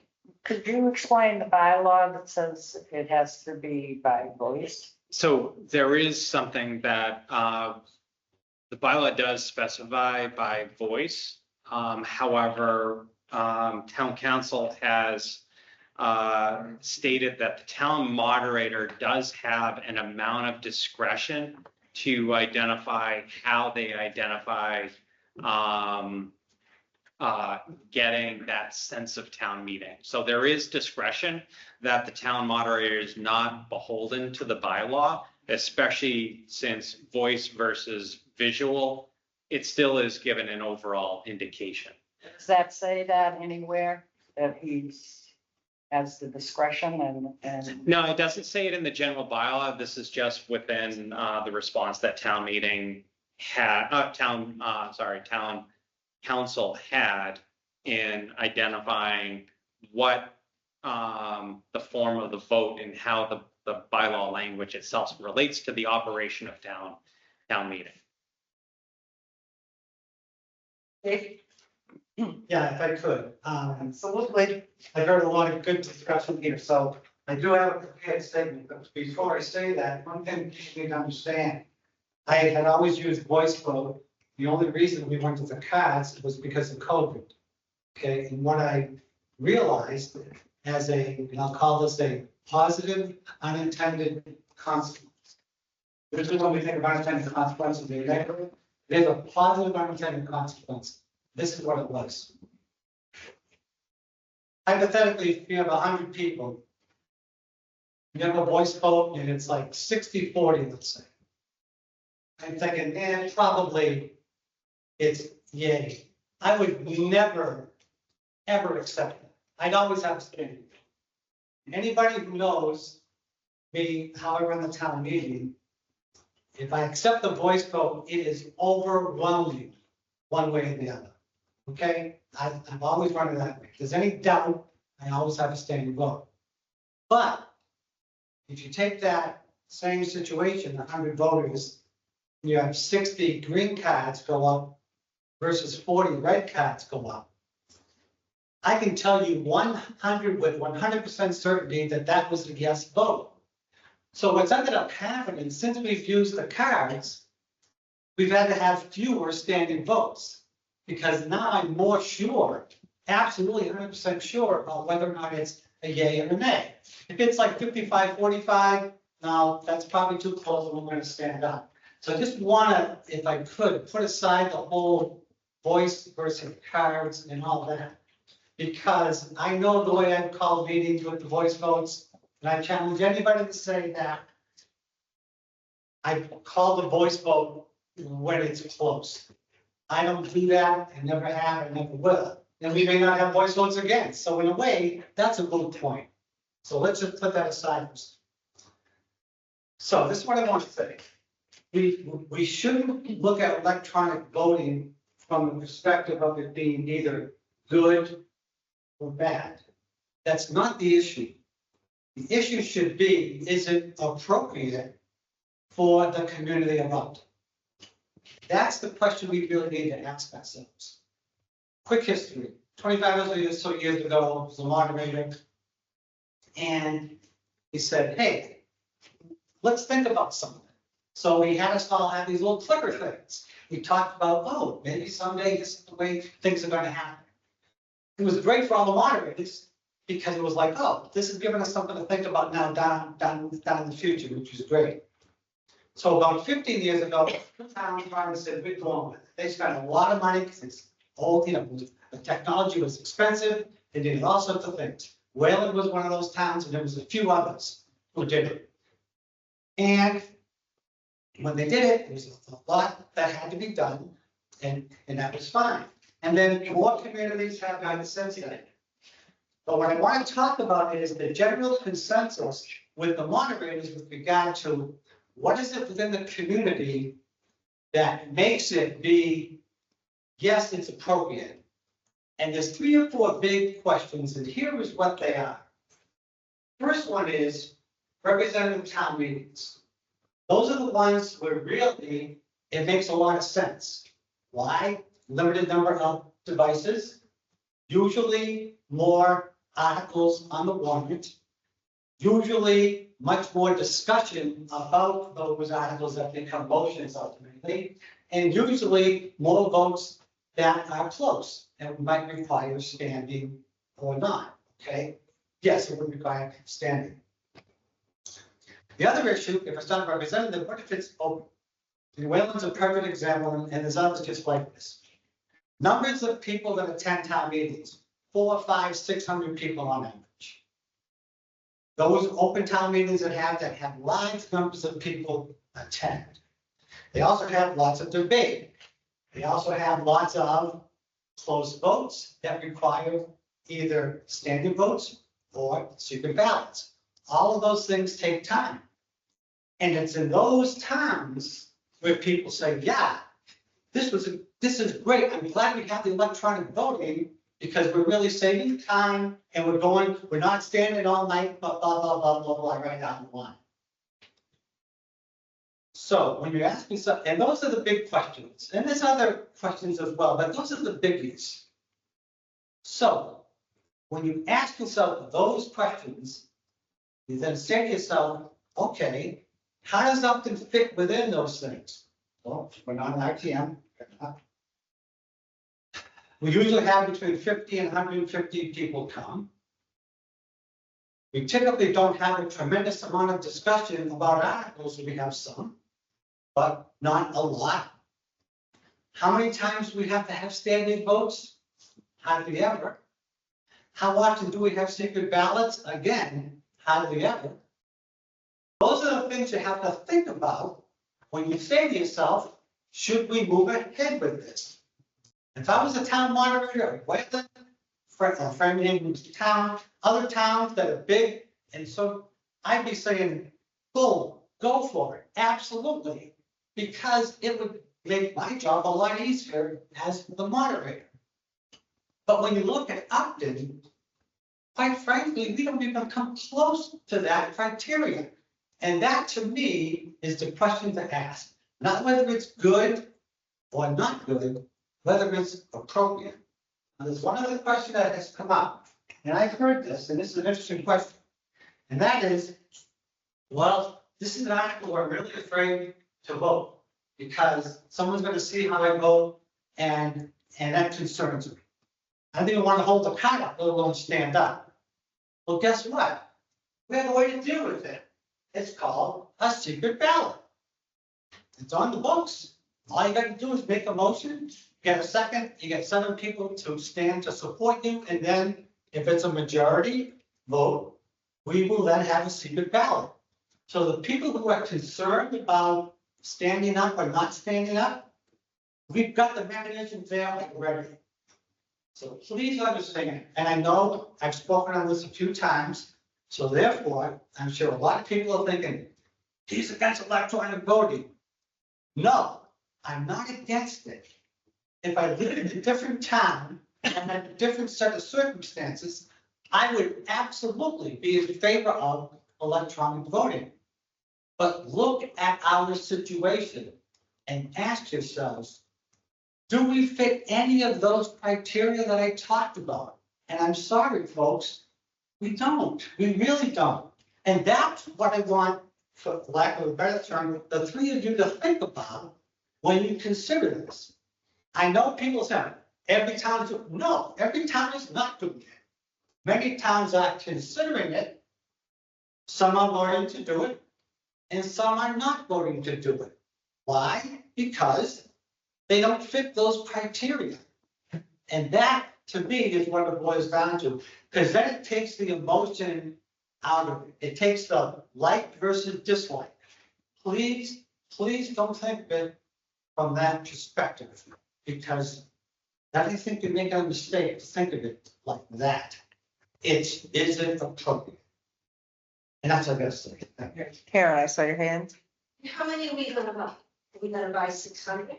Because most of our town meetings have 100 or 150 people. And every once in a while, depending on what's on the warrant, we pack to standing room only.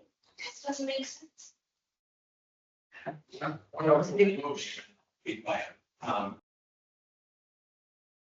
Town meeting, and an open town meeting, when you vote, it's not the same as when you vote in an election.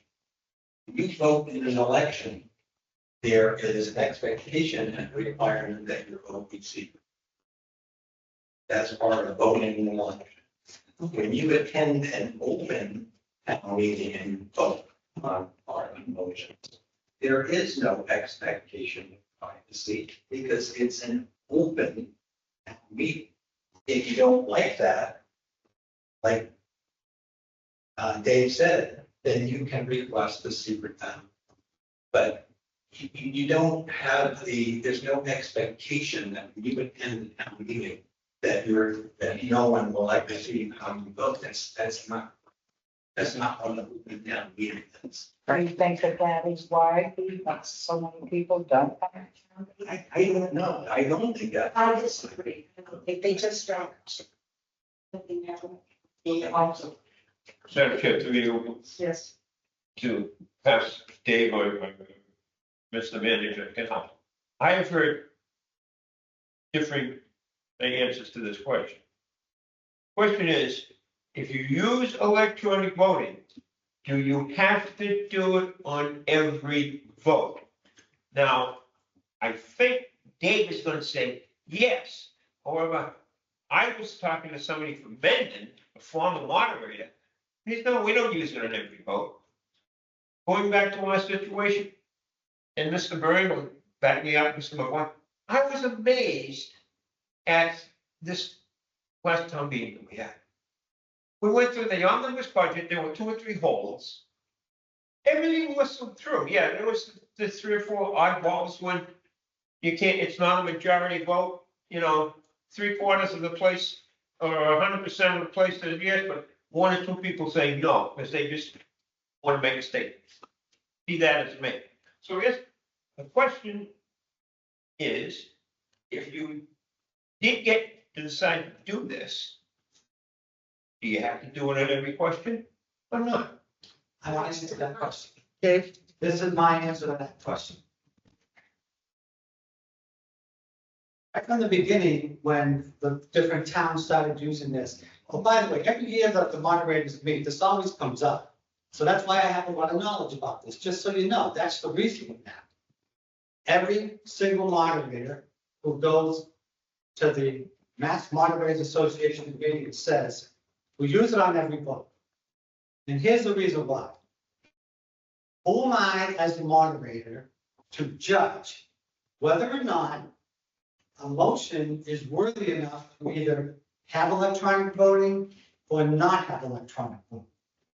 Now, I realize, and I know this just from listening to what people have said, that there is a community, maybe more than one community, where that isn't done.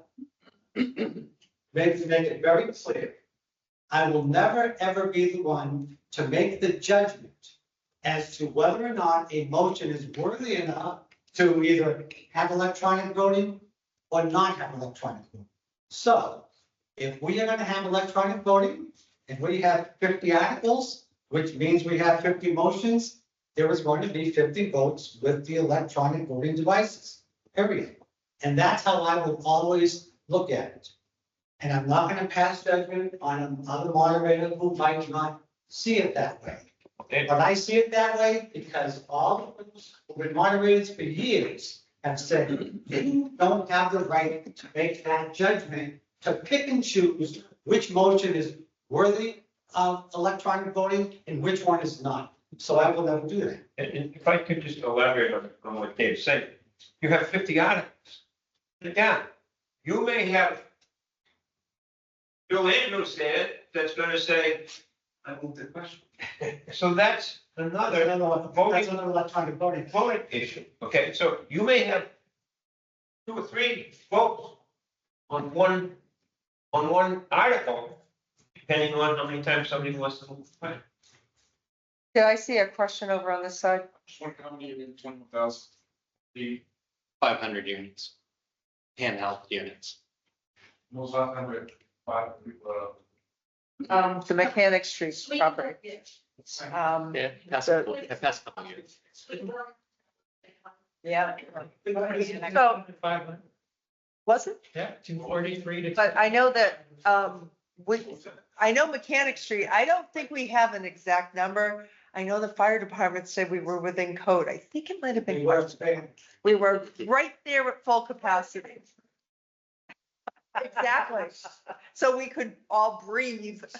Place, we have, money, taxpayers' money for 300. And Well- it's in batteries every year.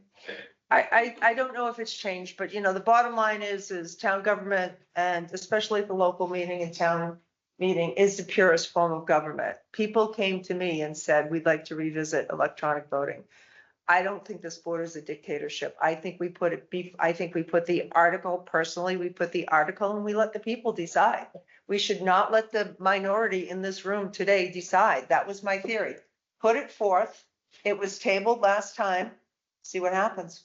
Because that's my theory on town meeting is let the people decide. We put articles forth before.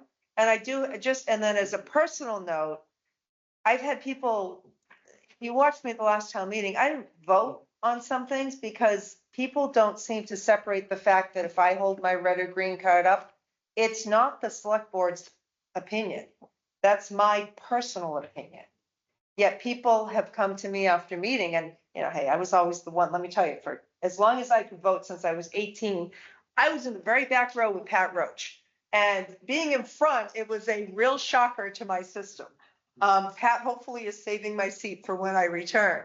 But people said to me, well, Laura, why'd you vote that way? And I thought the selectmen supported it. Well, my personal opinion is my personal opinion, but people, I think when people see me hold my red or green card up, they think, oh, that's what the town wants. It is, but, you know, because I've had questions on that. It's never seen that Well, way. it is. But like I said, Karen, I think, It's their personal opinion. right. My personal opinion is we let the townspeople decide. Yes, Brett. So I just, go ahead, you want to say? Well, something? interject one more thing. Hmm. You talk about the 3 billion fund, well, that was 243 to 240. Let me be very honest with you. On that particular night, for that particular vote, I would have loved to have electronic. Yes. Because that's the reason to have it, for that kind of a vote. So then the question you have to ask is, how often does that happen? And the 2011, so that's the thing I guess I want people to balance out. And here's the other real tricky thing. 500 is clearly enough for this town for a regular, standard, typical meeting. But what if we have another one of those votes like a 3 billion fund or something else? We might get 600 or 700 people. We've had almost 800 people. That's our max that we've had as long as I've been monitoring. So guess what? The 500 number, for the time you really need to have the numbers for electronic voting, that might not be enough, which is the real kind of paradox to this whole thing. 520 for a standard typical meeting. But guess what? A standard typical meeting, we don't meet the criteria. And Right. this is the weird thing about this, to be quite honest. But I think if I'm not wrong, correct me if I'm wrong, Joe, we're getting the same system as Mendon and That is. we know there's going to be maybe a hot button issue. Oh, I hear you. Extras can be provided Yeah. beforehand.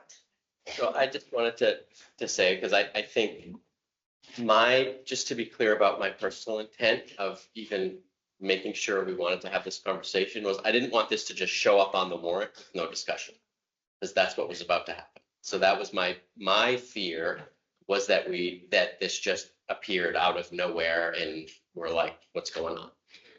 Now that we've had this discussion, I want to reaffirm for people that I personally understand and appreciate the challenges that we have with voice votes, and different people have different voices, and I don't necessarily like the fact that the loudest voices have the majority influence on a voice vote. You can shake your head, I'm just sharing my opinion, okay? The second thing I would say is There are absolutely situations where people vote differently because they're in public or don't vote because they're in public. And so I think that there's a great opportunity to address that issue. Do I think it's going to change in a significant way participation in town meeting? No, I think the same people are going to go, and you're going to have those handful of people that felt uncomfortable voting in a public way. They're going to be able to vote the way they want to vote. That's just my personal opinion. So I wanted to make that clear. That being said, I absolutely support putting this on the warrant and having this discussion with the townspeople. Just know that it's going to be a long, lengthy discussion. The town meeting's for. That's what, and so I'm. As a kid, I remember coming back 3 times. I'm here for, because, the final thing I would say is that I was the one who helped lead the charge when we looked at electronic voting the first time, in case anybody questions what my desires were. So I wanted to share that little bit of history as well. So I'm not against electronic voting. I was actually a proponent of bringing it up the first time. That's good. All right. Thank you. So, so now that we've discussed everything, do we? So my recommendation 5C? would follow 5C, and then you can go down the list from amended to removed to then the addition of permits. Yeah. Okay, so. Want to start? Yes, please. Or I can do it? All right. And so we'll do one of these at a time. Yep. Yeah. Okay, so I move that the board vote pursuant to Mass General Law, Chapter 39, Section 10, to reopen the warrant for the Tuesday, November 12th, 2024 special town meeting. Second? All in favor? Aye. Aye, unanimous? Do you want me to just do these, Maureen? Yes. Yeah, okay. Yeah. I move that the board vote to amend Articles 1, 2, 3, 5, 9, 13, 14, 20, 22, and 24 as presented and as may be amended by town council. Second? All in favor? Aye. Unanimous? I move that the board vote to remove Article 6, funding for police station camera system, and renumber the following articles. And I didn't mean like the following, it's just. Articles every- following that article on the list. Yes. Good, because I had a moment of panic. I'll second. All in favor? Aye. I move that the board vote to insert the following articles. Article 16, the acceptance of donation from Harvey J. Trask as contained in the draft warrant. Article 25, MBTA uses permitted by special permit as submitted by the planning board. And C, articles to authorize use and fund electronic voting as may be amended by town council. I'll second. All in favor? Aye. Unanimous? I move that the board vote to immediately close said warrant. Second? All in favor? Aye. Unanimous?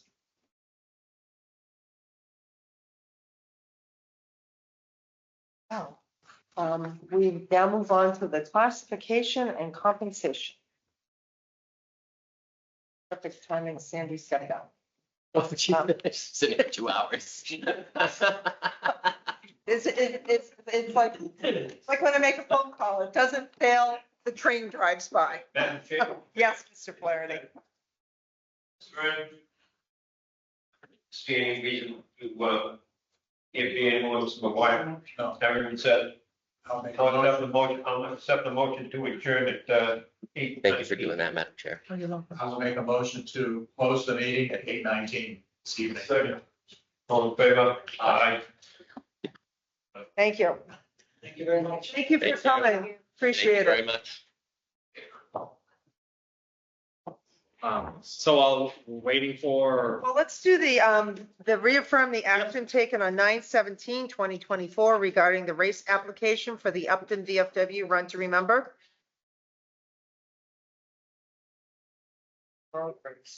so as was mentioned at the last meeting, we got the application of the VFW race less than 48 hours before our posting. So we took action, and I identified for the board that because that was less than 48 hours from the posting of the agenda, we would have to put it back on to reaffirm that vote. Okay. I don't know if there's a motion in the package or. There is, 6B, 6B. Do we know what page it's on? 135. Thank you. Oh, yeah, and I know about where that is. It's just after the Well, Just go to the end. electronic voting. PDF, oh. Yes, See, I exactly. have a PDF and I just put the That's what number we in. need. Well, Yeah, see, goodness, where's I time? have like one skill when it comes to technology. Yeah, exactly. See, right here, just put 135 in, right That's there. fine. Yeah, isn't that great? Yeah. It's a lot easier than the scroll. Okay. Do I hear a motion? Yes. I move that the select board reaffirm the decision made at the September 17, 2024 meeting to approve the Run to Remember 5K road race as requested by the BFW 5594 to be held on Saturday, October 5th, 2024 at 9 a.m. Second the motion. All in favor? Aye. Unanimous. Okay. And perfect timing. If you'd like to take front and center, you may. I'm gonna go behind Joe because I can see stuff. All right, can you hear me okay? I can hear you. Yes, great. I think it back in January, July, we brought forward the lesson comp plan that was prepared by GovHR. So you had a chance to see that. Right now, let's talk about how we can implement the compensation plan. So what you'll see is on the first spreadsheet that I gave you are the positions that are affected. To bring everyone onto the plan. It's based on market analysis on how we would bring everybody on board. What we did is we took everybody's current rate of pay and placed it closely to the step in the new plan. We made some adjustments based on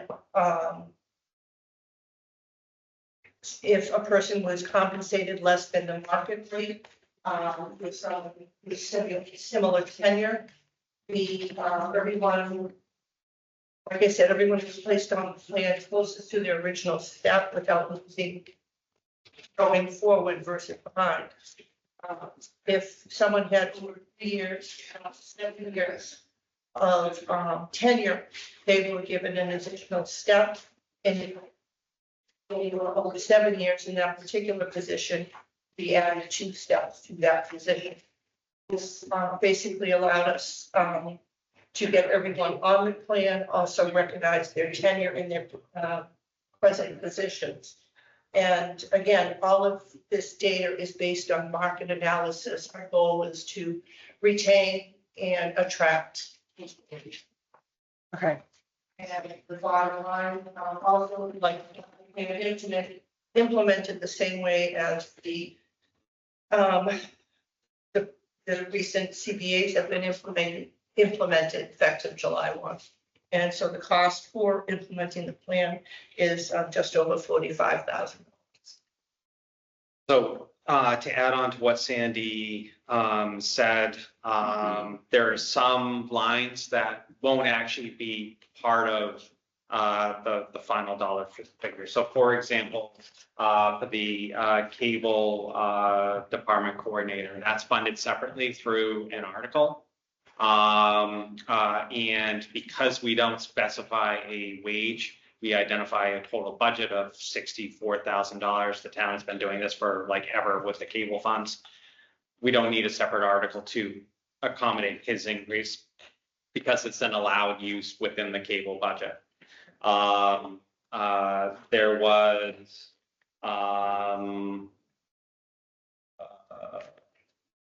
I think that was it. Everything that's colored yellow is what we identified as the below market. And so you can see, those below market positions, communications officers, library assistants, and then other positions.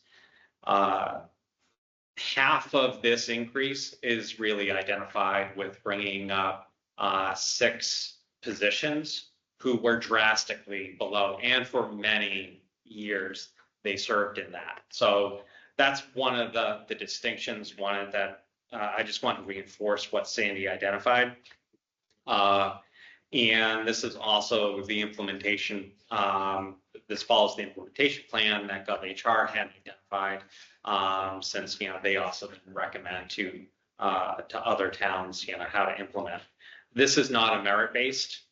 This is basically, the purpose is to get people onto the grid, and is not where our work ends as far as looking at the evaluation process, looking at other ways to compensate for merit. This is specifically market adjustments. So this is just simply a market adjustment, and then anyone who would be, say, compensated for merit, this would go over and above in addition to when this is. That would be done through the performance appraisal program and recognized in fiscal 26. Okay, so under this plan, is there anyone who, and you'll have to forgive me, I've always been self-employed. I've always worked on a contingent basis, which means I have to earn my money or they don't pay me.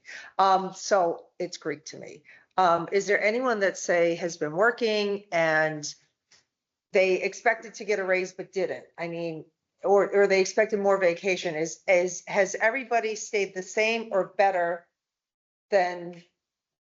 So before this was implemented, say I was hired 5 years ago and I was going to get, I don't even know, 6 weeks of vacation. But on this plan, would I say this was my implementation?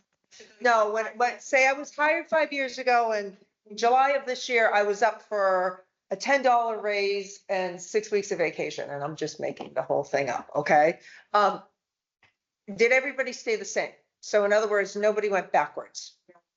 Yeah. Okay, that was There's no. that was probably the worst phrase comment I could have done, and I can see your face.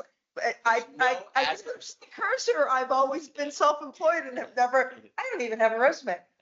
But that highlights. There's no adverse effect on any town employee. This is only giving people more money. That's what I was looking for. I wanted paid according to underpaid, but I wanted to make sure. Say there was somebody that was thinking, paid less. Great, July of this year, I go from 3 weeks to 4 weeks, and then once the new plan got me, No. they didn't. No, so on the Phrase, that was what I meant. So on the It's a very good question to ask, because we'd want to know that, because we hear about it later.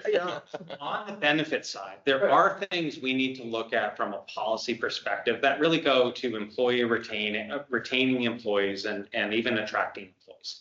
Because there was a time where it was acceptable for towns to offer 1 week's worth of vacation, and the employee basically just had to suck it up.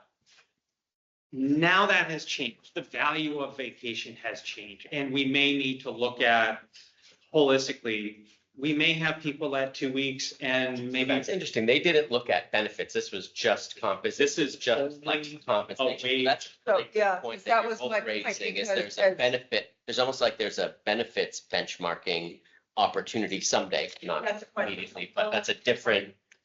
And that will be addressed. And that would. that's something that we've identified. We need to, and to develop those policies, because that's something that would also come back to the select board. Be discussed with the personnel boards. Same thing with family leave and all those things. Right. Other additional benefits that go above and beyond establishing the compensation plan, which is really the steps and grades and the wages associated with it. So, and to answer your benefits question too, is for instance, a couple of years back, we addressed the vacation, like as Joe said, people were hired, 1 week's vacation. Well, we didn't, we wanted to recognize that people had, were coming from a job that maybe had 5 or 10 years experience, and 1 week wasn't going to cut it. So we changed our personnel policy and procedure manual to allow to have flexibility. And when someone was hired on what they would be given. The number of weeks vacation. And that was for us to. And then does that carry through? So like if everyone was hired at 1 week and somebody came in and said, well, I'll take the position, but I need 3 weeks. Does it grow off of the 3 weeks? Yes. Okay. When I was hired at 1 week's vacation. I'm hiring people there now and we're offering much more than that.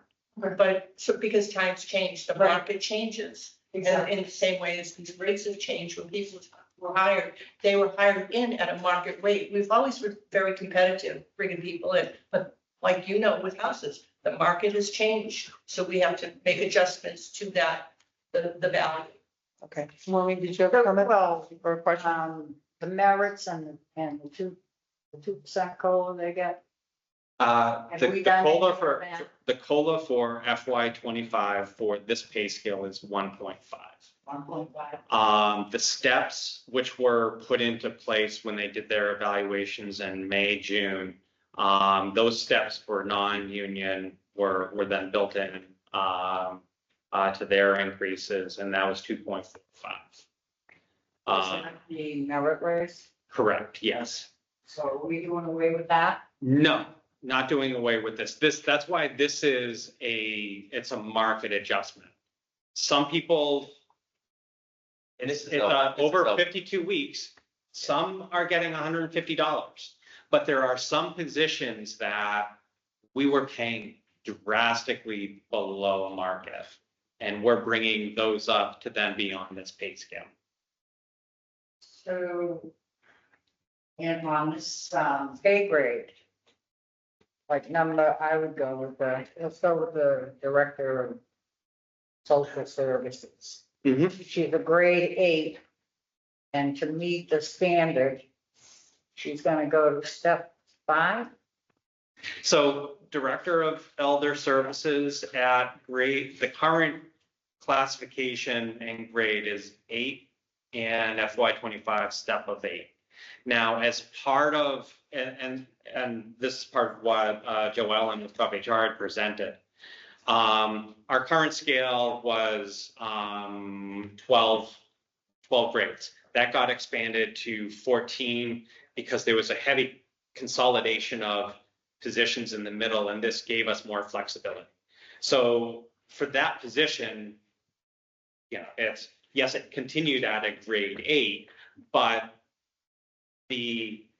putting that position on the grid, the closest point was that grade 6. The closest point that still gave an increase because you were not going to take away. No, you can't do. Right. So, but another example is, and this is where it gets to the objectives. The treasurer collector this year hit that top step. Grade 5. Treasurer collector is the old system, a grade 8, step 12. Oh, and she's great. And now it moves to a step 5. So she gets much more, a longer runway. Yep. And it's the same thing with the nurse position where that's been maxed out for the last couple of years. Now there's an additional 6 years worth of growth. And on that, because didn't get a step on July 1st, this gives us a chance to give that step retroactively to get her back on track. Yes, Sorry. I heard you. Yeah, so I'm just trying to understand what all this is. So what because there's obviously more jobs here, positions here than are listed here. So why are these here, but so like how did you decide what's the filter that it's applied to? So these are, because this is for implementation. Yeah. These are the direct positions that are currently staffed that we need to make adjustments for. Just the yellow ones. No, all of them here. The yellow are which positions were below market that we needed to bring up. Then why are we making these other adjustments in the blue? Because they still get an increase to get back to get onto a step, but it's not minor. It's a minor amount. Okay, so we sort of arbitrarily decide. Okay, I see what you're saying. So sort of the yellow ones are ones we thought were significant, but it's really basically these are the places every person here is getting an increase. Yes. And the increase ranges is in this column here. The percent increase is what's here. Yeah. If they're not on this list, then their salary is staying the same and so change. So that list includes contract employees, so police chief, finance director. Yeah. This does not apply to contract employees. So Yeah. DPW, finance, chief, fire chief, they have contracts. They're within But- their range. Right. Their contracts are within their range, but they're not on a step program. Got it. Right. Got it. The CBAs, that the list of positions includes some of the positions that are then covered in like that first article, because we negotiated the hourly and supervisors CBA with DPW. Yeah. So Gotcha. this is just a Got it. non. So these are, that's what I was confused on. So this is, all of these people are getting an increase. It's just the yellow means they're getting a bigger increase because Correct. they were compensated An adjustment, a market, more. getting a market adjustment. Got it. As Yellow opposed is to market adjustment. The other ones are just getting, the blue is getting on the grid. just getting on the grid, which means they're sort of just getting them into where they are in the steps and the, yeah. 12 steps. Got it. The big grid you have has 14. Got it. So So where they are here. so there's some we're not adjustment. taking them on there. Got it. That's, And so that's the blue ones on here where you had to just sort of I have to adjust something to make them fit into the new grid. take them off of this one, and Got put it. them on the Got other. it. Okay. And then, are there positions that changed from one grade to another? I see what the new, yeah, so I see this list is like, these are the new grades. Right. Is there something that says like from to, or can you tell us like how many jobs changed grades? We only had 13, Yeah, excuse me, 14 before, now we have 13. yeah, So for instance, town manager is 13 yeah. versus 14. I'm lucky number 13. Hope you're not. Have that discussion. Yeah. Just get that. Yeah, okay. I'm sorry, what was your? So I'm just trying to get a sense of how many jobs are in a new grade. 39. 39 positions. No, I think what he's saying that went from like a grade 5 in the old and now is a grade 4 or a grade 6. Okay, so That's right. Yes. the position grade here, like, the position grade in the Yeah. first column. Yeah. And then the gov grade is in, Got it. This column here, the FY25 HR Gov position grade. Okay, so that shows where I see. I got it. Yep. Okay, that's what I was looking for. with the. Yeah, yeah. I've read Yeah. this old. Old grid, exactly. old Okay. grid. Yep. And then you But compare this it to the basically new does it. Yeah. Got it. Thank you. That's exactly what I was looking for. Perfect. They're kind of conflated in the middle. Yep. I gotcha. Thank you. Okay, thanks. Maureen, any more questions? No, all set. Matthew, you wanted to speak? Yes, please. And thank you for your patience.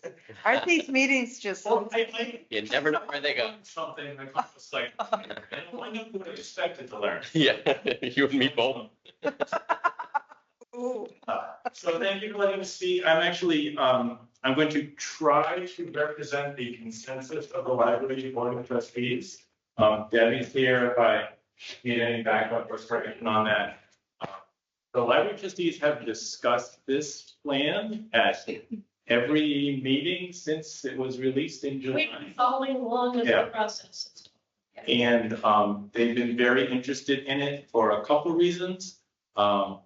One, 2 of the positions that were well below market grade are my 2 full-time professional librarians.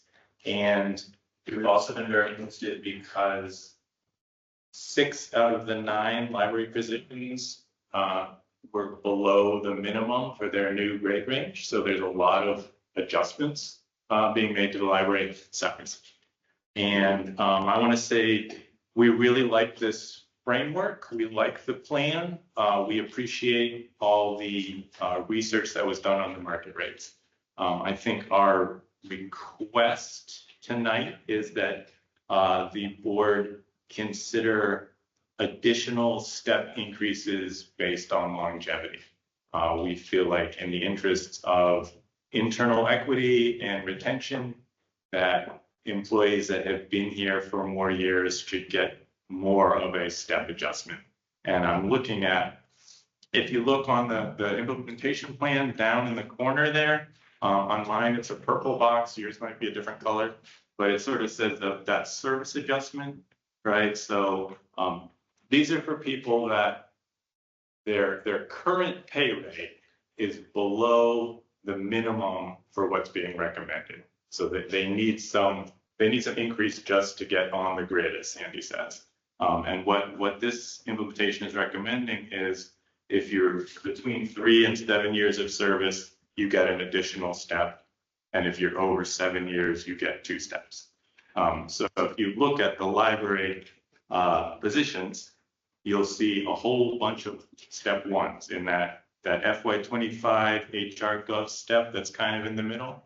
Those were all people that have between 1 and 3 years of service, and they're getting placed at the minimum for their grade.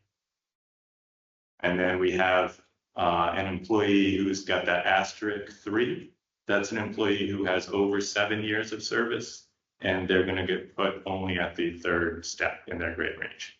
So we would like the board to consider additional step increases based on longevity.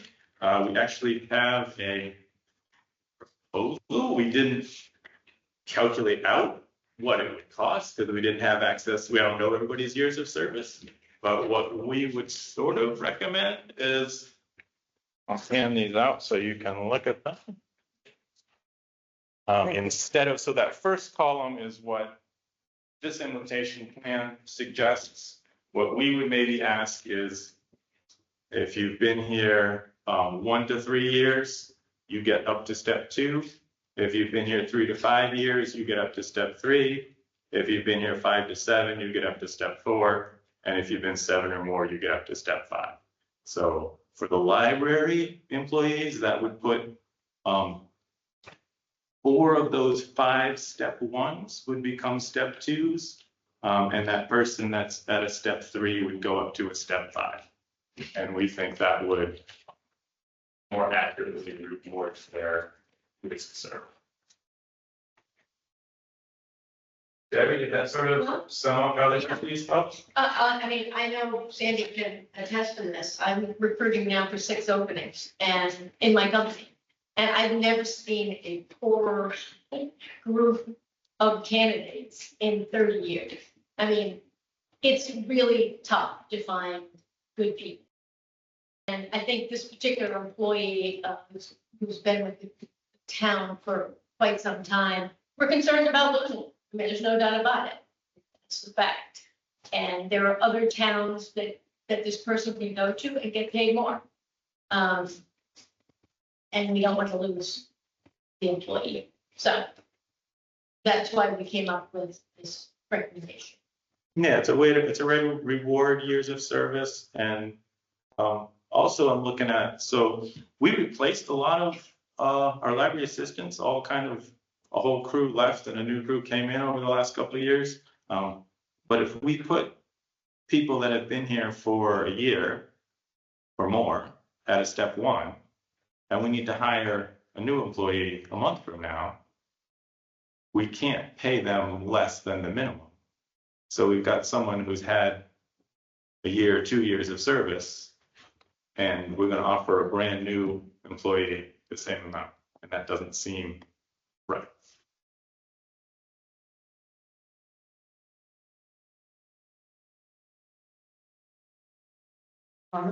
Questions? Joe? So this is really one of the challenging things that we have, because there are things that I totally agree that if we have a valued employee, we should look to see. I'd rather be proactive to retain them than, hey, I have this offer, will you match it or not? Because if they're interviewing, then mentally they may have one foot out there. I totally understand. The challenge is, how do you, with the scope of this project being to establish a compensation plan, how do we address items that are above and beyond just establishing a compensation plan, that get to merit, that get to longevity? Because it raises questions for every other department. A 30-year veteran they only get 0.5% increase as part of this, they should get more. We totally need to look at longevity and other benefits besides vacation and look at that. Challenge is, how do we separate out the intent of this project against very valid questions they're raising that does have also a financial impact? And there are existing people that, as part of their regrading, got placed at a grade at a step, and the proposed new grade at like a step 2. So it's not the library positions that are sort of in this situation. Since I got here, if there's anything that has been consistent, is the need to have job descriptions and job ads ready to post, because we have a lot of changes. The one department that has never had a problem with attracting employees, though, has been the library. Ironically, amazing. I'll get 1 or 2 for a department assistant. We get like 15 for library. And if there's a desire to look a little bit more, I think that's really valid. But it results in 2 things. Either we're putting this aside and not doing that while we look at other things, or we're expanding this scope that then it becomes a challenge, that it goes beyond what the original intent was. Not saying all the questions in the topics aren't worth looking at. It becomes a question, what is the unintended consequences for the rest of the people on here and departments, that then their department heads would also be arguing, well, that person really should get it as well, and we're afraid to lose that person as well. I'd like to be able to have that conversation separately on retaining and attracting, and sort of separate that out from this. I totally want to be able to also have, and this is where the town needs to have this discussion, to be able to have more flexibility to identify those employees that you really want to reward so they don't leave. There also are some where it's, and this is all in other towns I work in. Not here at all. Want to say, it's like best of luck for you. Yeah. Yeah. And the board knows through the things where through the last couple of years, we've made efforts to try to retain people. Yeah, we have. So Yeah. I just, This plan is reflective of that. Yeah. So what, and am I hearing you correctly, is that this is strictly a compensation plan, and that shortly, or we are starting to look at a longevity, a retention, a benefit plan? correct. Oh, yeah. So a couple of things. So thank you, right? It's always great to advocate for your people and what you're trying to do. Absolutely. Like, that's all. Check. Great. What I see here, sort of when I look at it from a board member perspective, right? The town manager, our HR director, right? Like, individual staff members' compensation are a function of the town manager and the HR director. Right? Like that, as a board member, I'm not interested in trying to manage individual employee salaries. I don't think it's our role. I think our job is to look at a plan like this and say, okay, town manager, HR director, you worked with GovHR, you went through an analysis, you did this, great. So I think we sort of, I support the plan as it is. And I do have to say, frankly, right, like what I see for the specific issues you're talking about, as much as I understand them, right, like you pointed out, everybody here is getting a significant increase. So you got a 7.2% salary increase, a 12.5% increase, a 6.23% increase, and nearly a 4% increase. So everybody's getting more money out of this. So I don't think anybody should feel badly.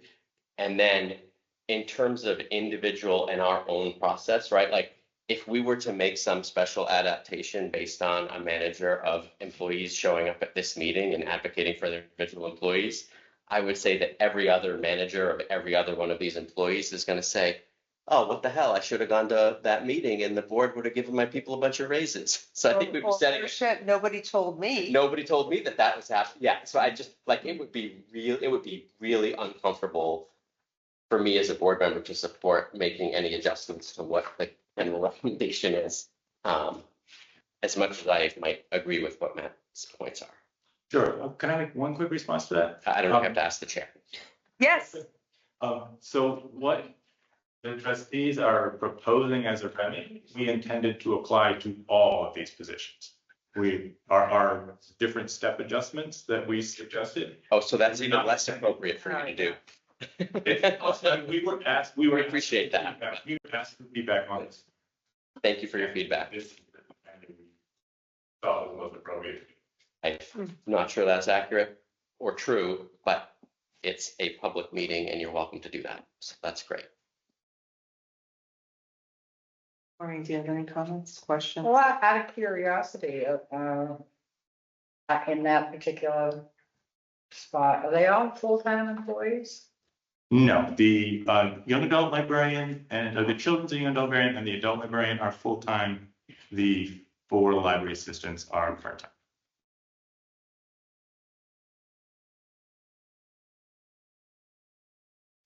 I do not have any more questions. Thank you.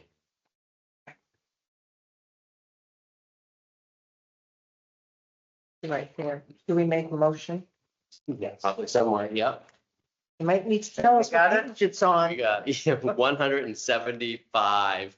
Oh, God, is it not? No, that was a joke. No, wait a minute. No. I was like, my God, I only have 142. No, those are meeting minutes. Hold on.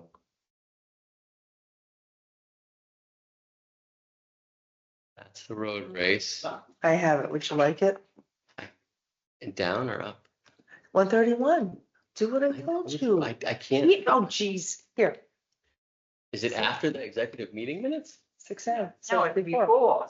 I move that the select board classification and compensation plan as recommended by the town manager and the personnel board, and to fund the implementation of the compensation plan as proposed in the special town meeting article. Second. All in favor? Aye. Unanimous. Thank you, Peter. We do it, Yeah. hopefully. Thank you.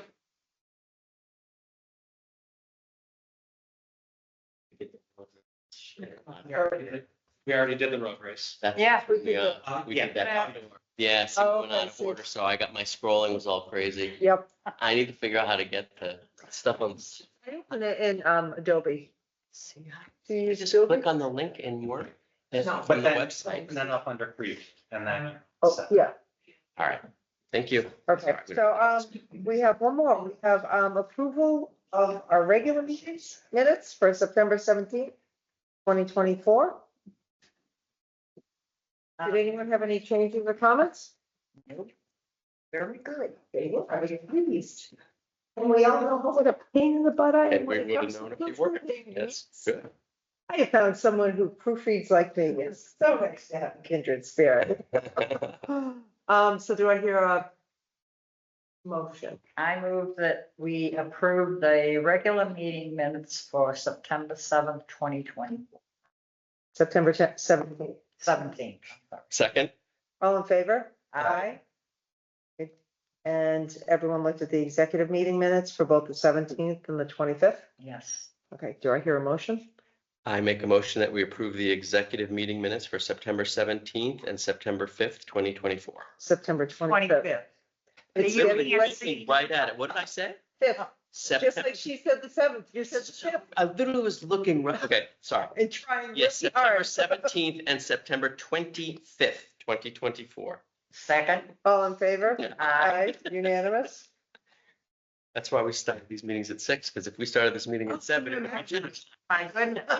Exactly. See, you all thought I was nuts when I wanted that. Do I hear a motion to adjourn? I move that we adjourn the meeting. Second. All in favor? Aye. Unanimous.